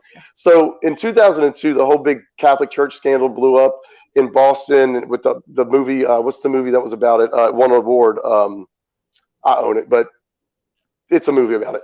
Anyway, so I felt kind of like I wasn't doing my part. So I went to my boss and I said, "Look, I got a friend of mine that works at CNN. His name's Art Harris. He wants to do a story about me. Here's the kid who was kidnapped, sexually abused, and now he's working to help others." And she said, "Well, let me talk to the board." So she talked to the board. She got it approved to where CNN was going to come down and film me doing programs at elementary schools with little kids. So I'm doing our program, Keep in Touch is Safe and Healthy, for the second grade class at Brook Elementary in Royersford, Pennsylvania. Yes. And so there's like 8 people in the room that shouldn't be there. There's a cameraman, there's a sound guy, there's a correspondent, there's a producer, there's a principal, guidance counselor, and teacher, and sound guy and camera guy. So I'm like, all right, I'm going through the program, good touches, bad touches, unhealthy touches, and secret touches. Secret touches are the inappropriate sexual touch by a grown-up. Well, when I mentioned the word secret touch, this little boy raises his hand. And normally I wouldn't have called on him, but I felt the pressure because of everybody in the room, and I called on him. Okay. And the little bastard looks at me and he goes, "Sometimes you can secret touch yourself." I was like, "Come on, dude." I said, "I'm 30 and single. I know all about that shit." I didn't really say that. I thought that in my head. I'm like, "Come on, I'm 30 and single." But I said, if you're touching yourself, it's not a secret. And then one time we asked my niece who she would tell if anyone ever secret touched her, and she said Gigi, which was my dad. And I looked at my sister. I was like, "No. Don't tell Gigi." Well, listen, it's a touchy subject. I appreciate your humor about it. Your humor will get you through anything, right, Jody? Do what? My humor what? Your humor can get you through anything. I believe so. I mean, even at my dad's funeral, I was sitting there with my best friend, and we were kind of sitting off together, and he had been kind of being my personal assistant all day, getting my water, carrying my coat. I looked at him. I said, "You do realize everyone thinks we're a couple?" And that was in the middle of my dad's funeral service. So. Yeah, so you could joke during a funeral. You're an unusual guy. With or without this, you're an unusual guy. You are so funny, and you have a lot of good spirit to you. Everybody should be friends with Jody here. So all the Kermitarians that are watching, invite him to the Discord server. Invite him to your wrap-up shows. And I want to come back for a better subject.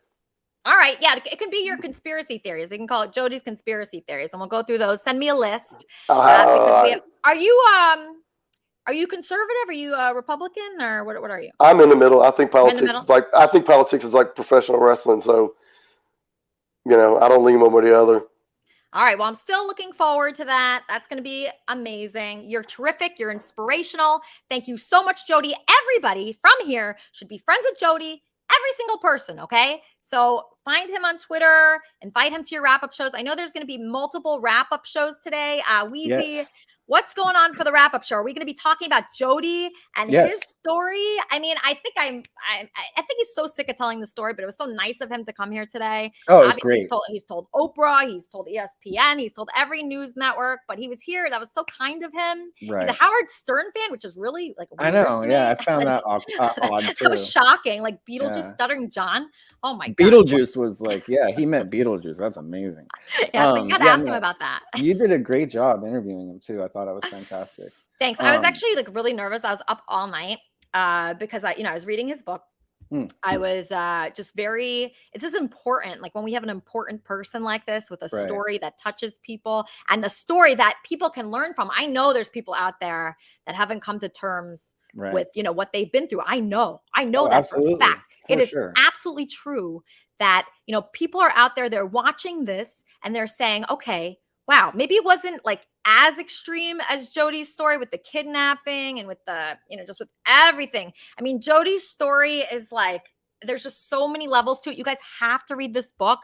Harry, you're our new COO. You're on mute. What's going on, buddy? Hey, I knew I was on mute. I was letting you talk. Sometimes I get weird background noises, so I mute myself. Okay. Well, it's great to have you. You're COO. You won a court case this week. Tell me about your court case. I got the 2-year restraining order on Mr. Mark Cruz. Oh, wow. Okay, so Mark Cruz, the karate instructor that pled guilty to statutory rape, you put a restraining order against him. He cannot come anywhere near you. He can't speak of you. He can't screw with you anymore. What was he doing to you to get involved with your life? What was he doing? Recently, it was the constant threats that were being thrown out. There was contact. It was unnecessary between him and my better half and my son. And I just thought that it was time to put a stop to it. We actually started the process back in August, and it took this long because due to the fact that for some reason they couldn't serve him. Was he hiding? Because people tried to serve me like 3 or 4 times, and I was actually like hiding in stairwells and stuff. Do you think he was doing that? I don't think he was hiding. Okay. I think he was avoiding, but I don't think he was going out of his way to hide. Avoiding, hiding, same thing. Okay, so you won. So you're the winner. There's nothing on your record. He's the loser. On his record, it says that there's a restraining order against him. That's terrific for you. Your whole family must be very, very, very relieved. Everybody's relieved. I'm relieved. The threats to come to my house had started back in April of this year, and it just had progressed to the point where it got so far out of hand and so ridiculous. From what I understand, I guess Bob, we all know Bob. Yes, former manager Bob. Correct. He recently did a video where he claimed that Mark had a representative from his lawyer's office in the courtroom. That's a big fat freaking lie. There were six people in the courtroom. 3 people waiting on a case, the judge, the court reporter, and 1 bailiff. That's it. That's the only people in the courtroom. There were no attorneys in the courtroom. And this is one of those courtrooms that's really small, little tiny thing. It doesn't have like a jury box and all that stuff. So you guys didn't do a virtual courtroom? That's what I did. Oh no, this was live. Did you dress up? What'd you wear? Just business casual. Business casual? Okay. Yeah, I don't walk into a courtroom with a T-shirt. No, you got to dress up. That's very important. That you have to look nice and show respect to the court, and that's exactly what I do when I go into court. Okay. Then Bob's story changed and said that, Mark's representative was probably sitting in one of those viewing rooms. Now in this courtroom, it's too small. There was no viewing room available. It was very small. It's not one where they bring in like prisoners from jail for hearings. It's not one of those. It's just a civil courtroom. That's all they hear in this courtroom are civil cases. They don't hear murder cases and that sort of thing. But yes, I got the order. It's good for 2 years. I cannot have, as per the judge, I cannot have contact with Mr. Cruz. Period. End of conversation. Yeah, that's why he thinks he won. He thinks he won because he doesn't want to have contact with you, but he's the one with it on the record, so that's the loser, right? That's correct. The other thing I have asked for that has not gone into play yet. Hey, John, I asked for an addendum to be added to it for him to remove any references to myself from any and all of his YouTube channels. Okay. The judge in the case was not familiar with that stipulation, so she did ask, she wanted to have some time to look into it, and that could be added to it in the near future. Oh, wonderful. This is a big success. I would call this a big success, Harry. Congratulations. You have won. He's a winner. It's great to have a winner on Kermit and Friends. John, Touchdown. Are you Touchdown. thrilled? Are you just thrilled for Harry? I'm thrilled. He's been in this for a long time. We're still in it. We'll be filing our paperwork on top of his because it's a legal precedent, and it's been a long road. And I think everybody will be glad when it's over and we don't have to deal with it anymore. All right, great. Yeah. So that's a joke. I didn't hear it. You have really bad internet reception. What did you say, John? Oh, okay. All right, let me. Oh boy, let me see. John, you got to get to this fast. I know you have a lot on your mind. Just get to it. Okay. No. I'm just trying. Can you hear me? Yes. Okay. Well, I know we had probably an unfortunate interaction on Discord last night regarding Eric. And first of all, I just need to apologize for a term that I used and a name that I called you. It was totally inappropriate, and my temper got the best of me, which occasionally happens. And so I apologize for that. The issue itself, I'm really refreshed, and I think, maybe you're doing this intentionally, maybe you're not, that Eric isn't on the show today. And I think that's a good thing. I think he needs treatment, and that should be done. And I don't know how to do it. I know there was a way with what was going on for you John, to make that happen. Do you know that I could have anybody on the show that I want? Do you know that? Yeah, absolutely. So why I don't control that. Have Eric on? Why not? If I want to have him on and he wants to come on, why not? Well, all I can rely on, Elisa, is my professional experience and the professionals that I talk to, and somebody that's going on YouTube and talking about murder and rape is somebody that needs to be treated, number one. And you know this, and I told you this. The authorities that I got in touch with, basically to help you and help him, strongly advised that you block him and that he not appear on your show. So that, No, but the authorities didn't even need to be called.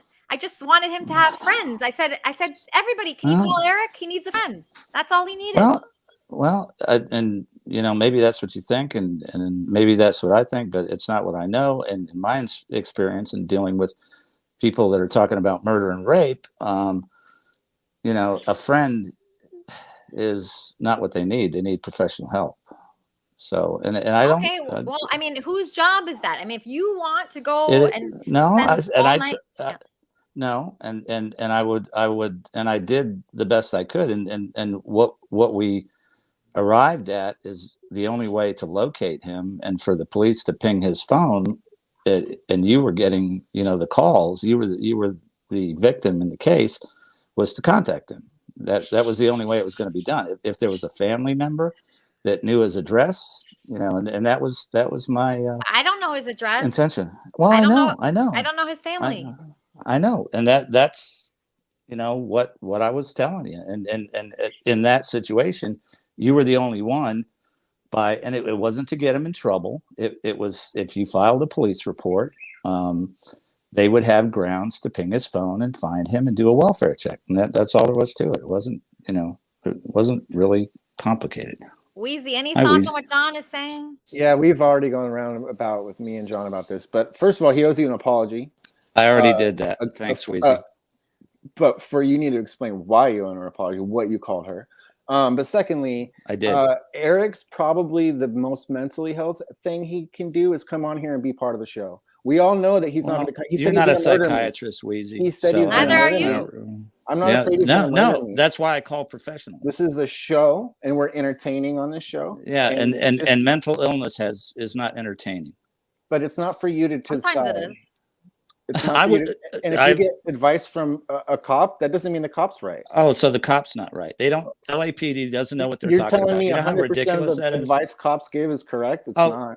Oh, so they don't know anything, Wheezy. They don't deal with mental I didn't patients. say that. I'm just saying they Then might you be are off. saying that. They might That's be exactly wrong. what you're saying. Could they be wrong? Oh, Could so a cop they're be wrong? wrong?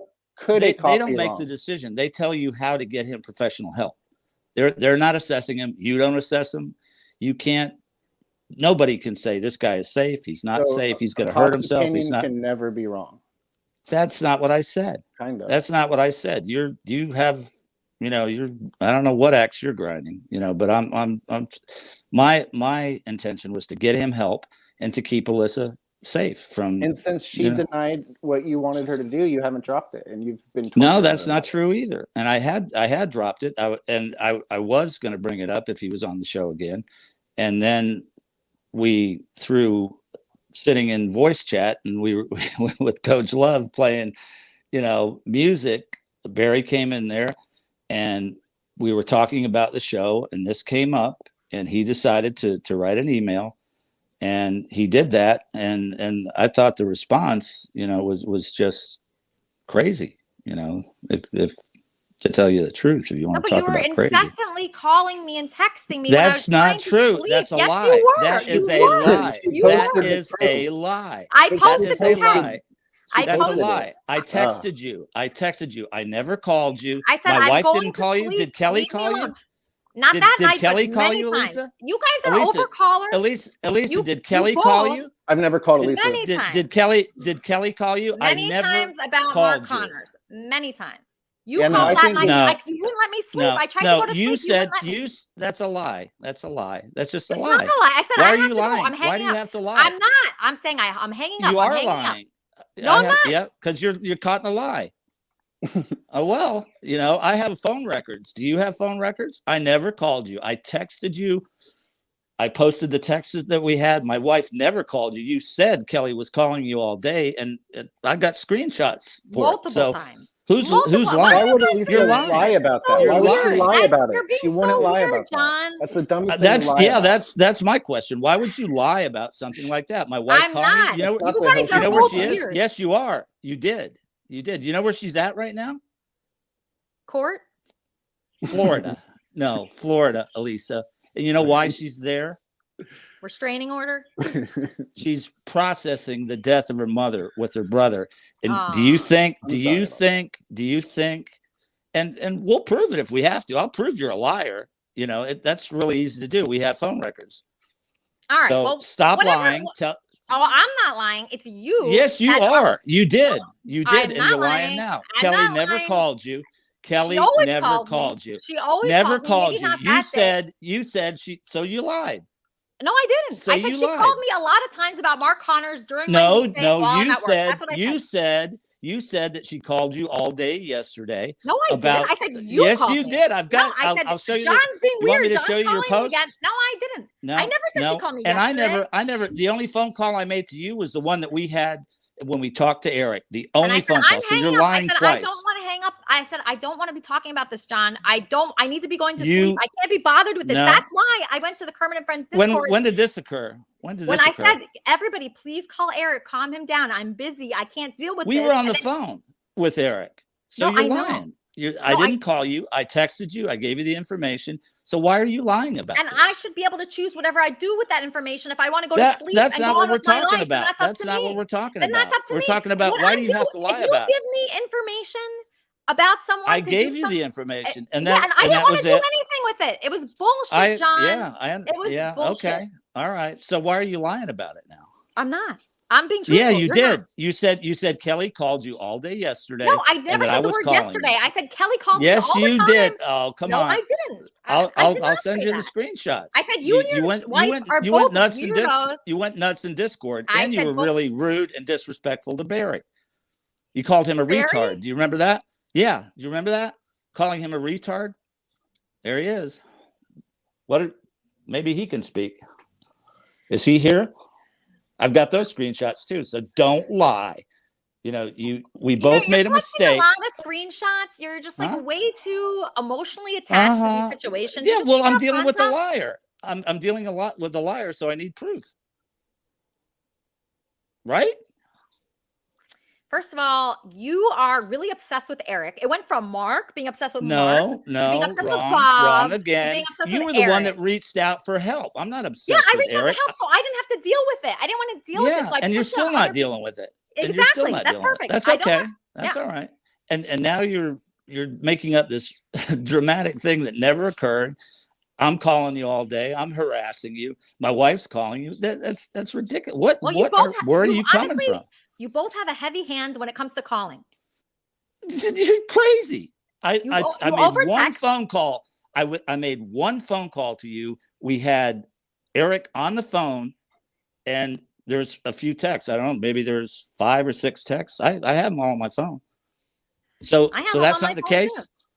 Yeah. I don't like when you text me. You say, Yeah, oh my God. yeah. Your head out of your head- ass. Yeah, okay. Out of Do you your wanna read ass. them? Yeah, that's what I thought. So have you It's a little pulled your hard. head out of your ass with the whole Eric thing? I didn't respond to Yes. that. Look, kiddo, Yeah. you're a sweet kid. I'll give you my same advice. We met Mm-hmm. serendipitously. No, we didn't. We did not meet serendipitously. Okay, we did not. Get that out Okay, of your head. all right. Get that out of your head. All right. However, 2 things. I don't color the truth.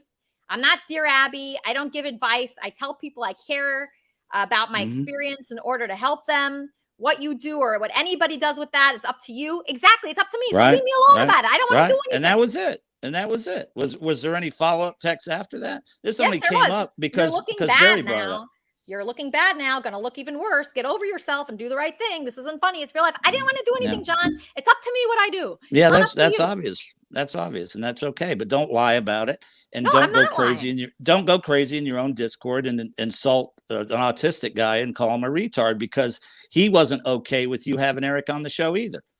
Because You think told that's him to right? do Is that okay? You No. Oh, told now I told. No. That's another conspiracy theories. I know what happened here, but even though I didn't listen to it, because me and John had a conversation about it earlier today. No. What happened was he got Coach Love was in Barry, there. She he knows got what happened. Barry riled up, and instead No, of that's a lie, talking Weezy. some That sense is a into lie. him- Now you're a Can I liar, finish? and you're Can I backing finish? up Elisa's lie. Can I finish? And people were in that Discord and they heard everything that happened. We Okay, were so listening maybe to they can come music. up, We were but- listening to music. Barry came in. The show in Did you general talk him came out up of as a sending talk. that email, or Huh? did you promote the email? Talk him out of. I said, yeah. If that's how you feel, send the email. There we So, go. That's yes, all you need. to there say. we go. So what does that mean? He's not supposed Barry to wouldn't. voice He his wouldn't have feelings. sent that email without you promoting it. You're an idiot, Wheezy. You really are. So Barry's not supposed to talk. He's not supposed to have an opinion, and I'm supposed to stop him. You call me an idiot, from her having- twat. You're acting like a You're twat. in her Actually, you're acting community. like a twat. You're in her community, poisoning the Yeah. well by trying to say, Oh, "Hey, I poisoning don't the like well. this, so you guys can't like it Oh, either." so you can't. But then you if call her a can't twat you can't be multiple in, times. You can't be in this community and have any criticism of Elisa. My Apparently, introduction into this community was you trying to talk shit on Bob and get me to not like him, and it's been that way ever since. no, nobody tried to get you not to like him, but I talked plenty of shit on Bob. That's your decision, buddy. Don't blame the world. You're blaming everybody for Elisa, I'm making you do this. I'm It's ridiculous. disgusted with John right now. He's trying to get Okay, I everybody bet to go you on are. his side. Him No, and his no, wife are no. just two See? Karens.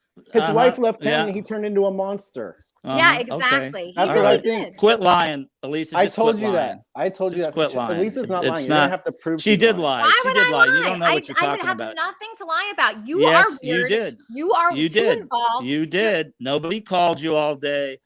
None of You that text happened. and call a lot. And how about, is it okay to call Barry a retard? Is that all Yeah, right? if he's a retard, I can call him that. Yeah. Yeah. Okay. All right. Fine. And I'm about to start calling Fantastic. you that because you're totally wrong. Well, you can. I don't care what you say about me. I did care what you said about Barry because he's autistic. So. Oh, I'm sure Yeah. you're very upset about that. Oh. Anyway, I'm I really sick was. of people being like That's where the crazy twat came from. around.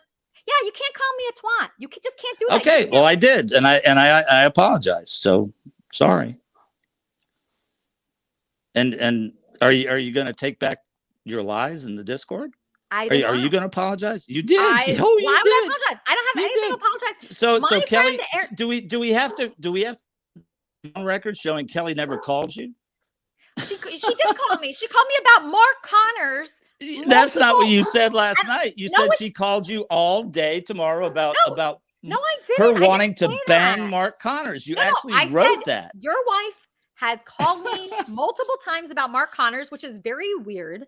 Okay, and No, odd. That's and a unusual. lie too. That's a lie. Oh, you don't think she You're called me just and texted lying. me about Mark Connors? All right, whatever. Yeah, John. yeah, not That's multiple fine. If times. you don't Not want to multiple times. believe that, if you don't want to believe No, that, I know that. I live with her. You know. I don't. so you I don't think have your to be wife called me? convinced. Why do I have her number? Like, why? No, she did call you, yes, and she did text you. But the way you painted it, she was blowing up your phone yesterday about the Eric thing. I and Mark said Connors your wife and everything is else. very obsessed with Mark Connors, Bob, No, and that's Eric. not true either. And that's not true either. You know, so you attacked her and you attacked me because you got called out on having a mental patient as show content. Think about that, Elisa. Just think about it, okay? Because I like you. You did a great job today. You had a great guest, and I really didn't even want to pollute that show with any of this. But you know, I'm here. You wanted to talk about it, so we talked about it, and it's nothing personal. You know, I think you're talented. I like the show. I've made relationships with people in your show that I care about. Barry's one of them. And Charmin, a number of other people. So I'm here, you know, and I'm not the type at this point in my life to hold back on criticism. And maybe, yeah, sometimes like calling somebody a twat is not criticism. I know. That was out of bounds, and I apologize. I agree. I got angry, and when you called us, what'd you call us? Hicks, ignorant hicks. That, you know, I got angry. Do I sound like an ignorant hick to you? Sometimes. Okay, so let's just enjoy the wrap-up shows today. Obviously, John and Jody and Charmin, everybody, thank you so much for participating. I just enjoyed it so much, and I love when everybody comes on Kermit and Friends. Please join our Discord server. Get Jody in there. Get all the people in there. Let's enjoy each other. Let's have fun. If you want to call the FBI on somebody, you do it. Don't make me do it. I'm busy. I don't want to call the FBI. I really just don't feel like talking to them. So if you want to call the FBI, you call the FBI. Yes, Kermit and Friends. Hello, Lisa. It's Dave. Hey, Dave. How's it going? I'm all right, thank you. I don't know how much I'm enjoying the show today. It's a real good one. Oh, thanks. Yeah, we're trying our best. We had Jody, Plauché, and we're just talking to John. John went crazy last night, calling me a twat for not calling the FBI on Eric. And I just really don't like calling the FBI. There's just things in life I don't feel like doing, and that's one of them, Dave. I don't really know what a twat is. I've never heard that word before. It's like it's a Southern thing, I think. Oh, like an insult. Yeah, it's an insult. Yeah. Oh, well, that doesn't seem very nice. Yeah. One thing I wanted to ask you about was a thing that you tweeted about in the week, and I thought it was really right that someone brought it up. Was that you were talking about fireworks being banned because of the effects that they have on like animals and stuff. Well, because there's been so many shootings recently, Dave. There's been so many shootings and gun violence. It's scary when the fireworks go off. I don't like that. And it's very tense around here in Los Angeles and many other places. And I just feel like fireworks should definitely be banned. I mean, I don't see any reason for them. Animals hate them and they scare people. So yeah, I do believe they should be banned. And they're really boring as well. Like you see they're boring. And for like a minute it's kind of interesting, and then you think, well, I've seen things like that are colourful and gone bang before. Like I can just remember that. Like I don't need to see them again. Yeah, no, I don't need any fireworks. I could watch them on TV. Like when I'm 5 years old. After that, they're pretty boring. The thing that like is really upsetting to me is I just don't like when people, Dave, like say what I should think and what I should do. Like you should think Eric. You should call the police on Eric. You should want to do that. Don't tell me that. If you want to call the police on Eric, you call the police on Eric. I'm doing something else right now. I don't want to do that.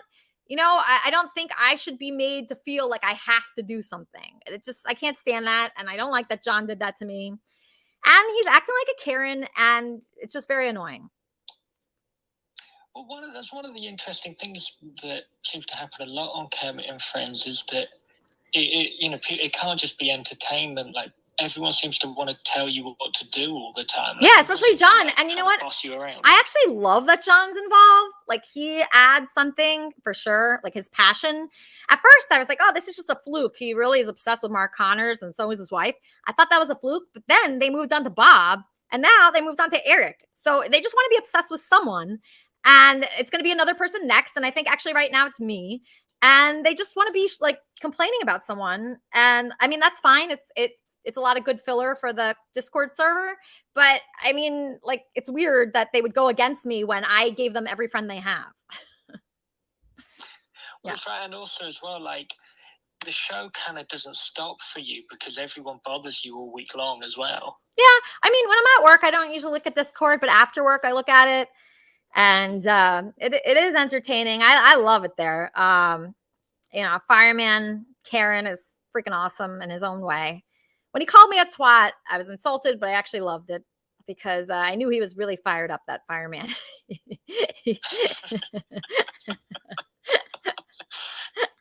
Yeah. And why can't you call somebody retarded or retard? I really don't. Is that a new thing? I think that's a new thing. Like I know Howard Stern stopped calling people like he used to call Wendy the retard. He stopped calling her that recently, and everybody complains, oh, Howard's so PC, he doesn't call Wendy the retard anymore, so they complain about that.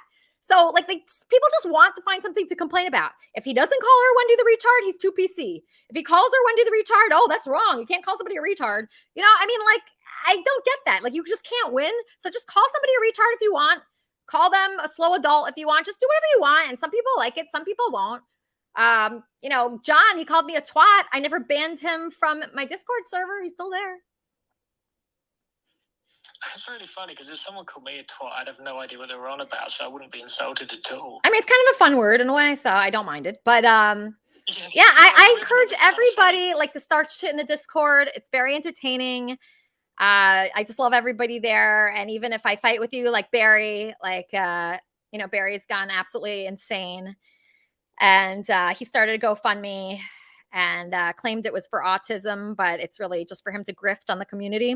That's another thing. Like, the grifters are also entertaining. It's a negative thing, but it's entertaining, and I don't mind it, and that's fine. You know, I mean, just do you. I'm gonna do me. I'm not gonna call any police. I'm not gonna call any FBI. I'm just gonna have fun. I'm gonna relax. I'm gonna take a nap. That's it. So anybody who wants to do anything else, do what you want. That's what Kermit and Friends is. It's freedom. Freedom.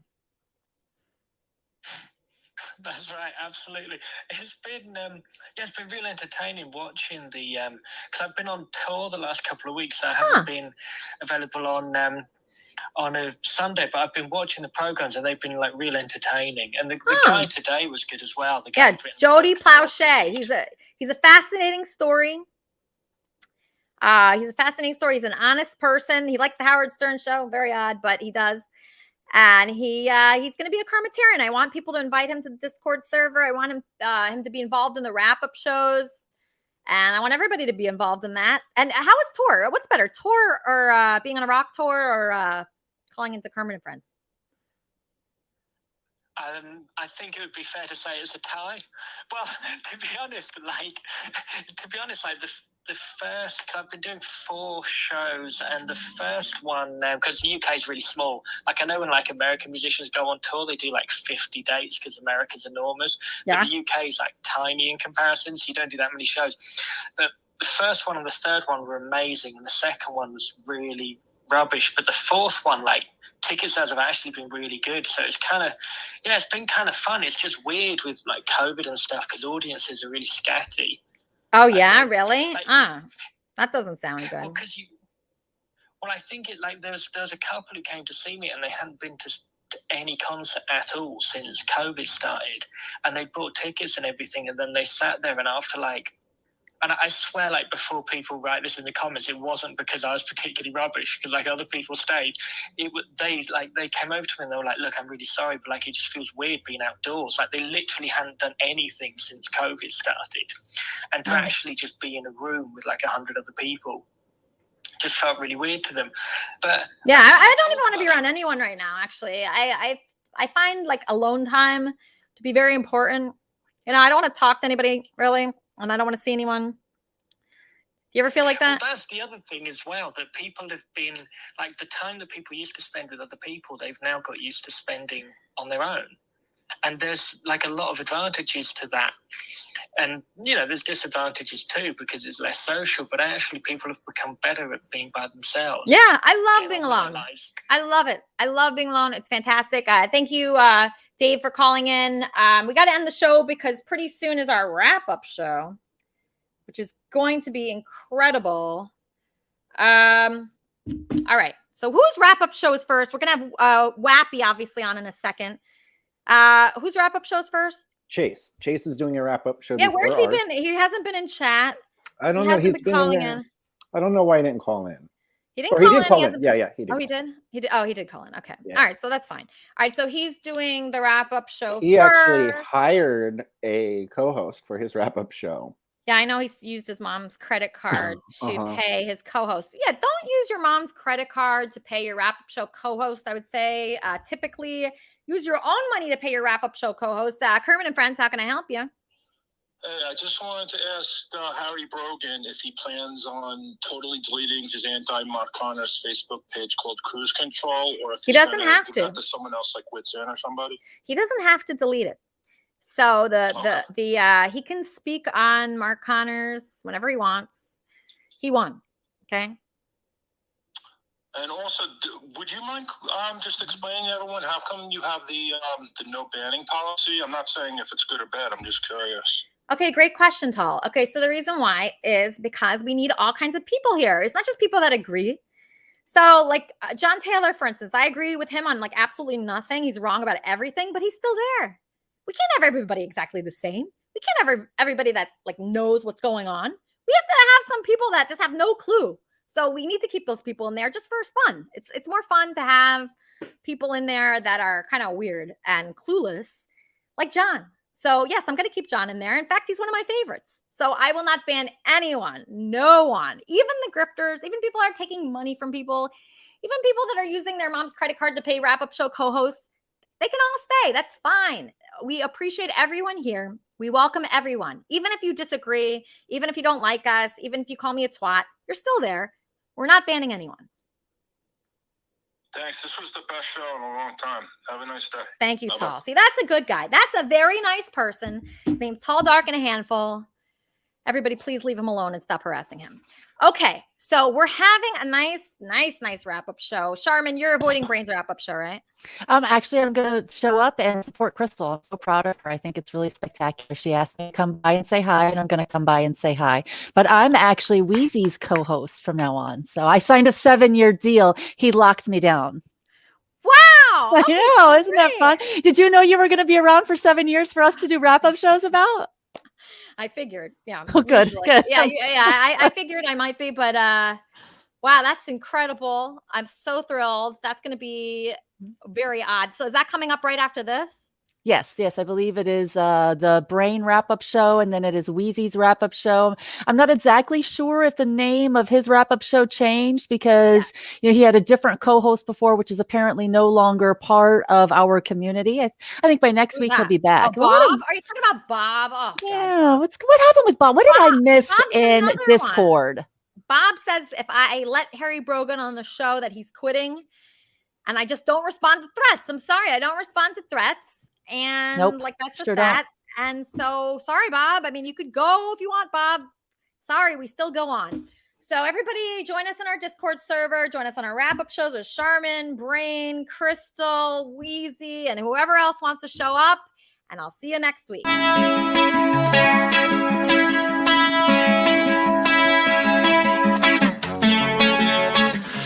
Close the door, put out the light.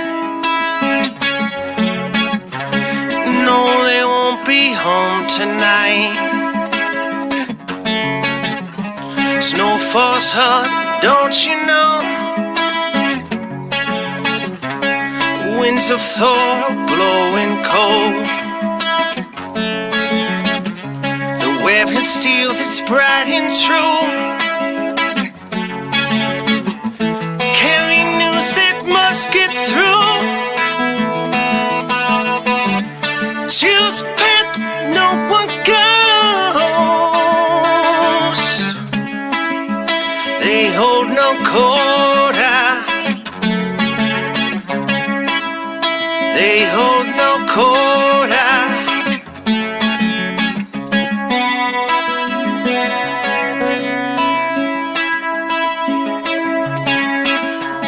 Walking side by side with death.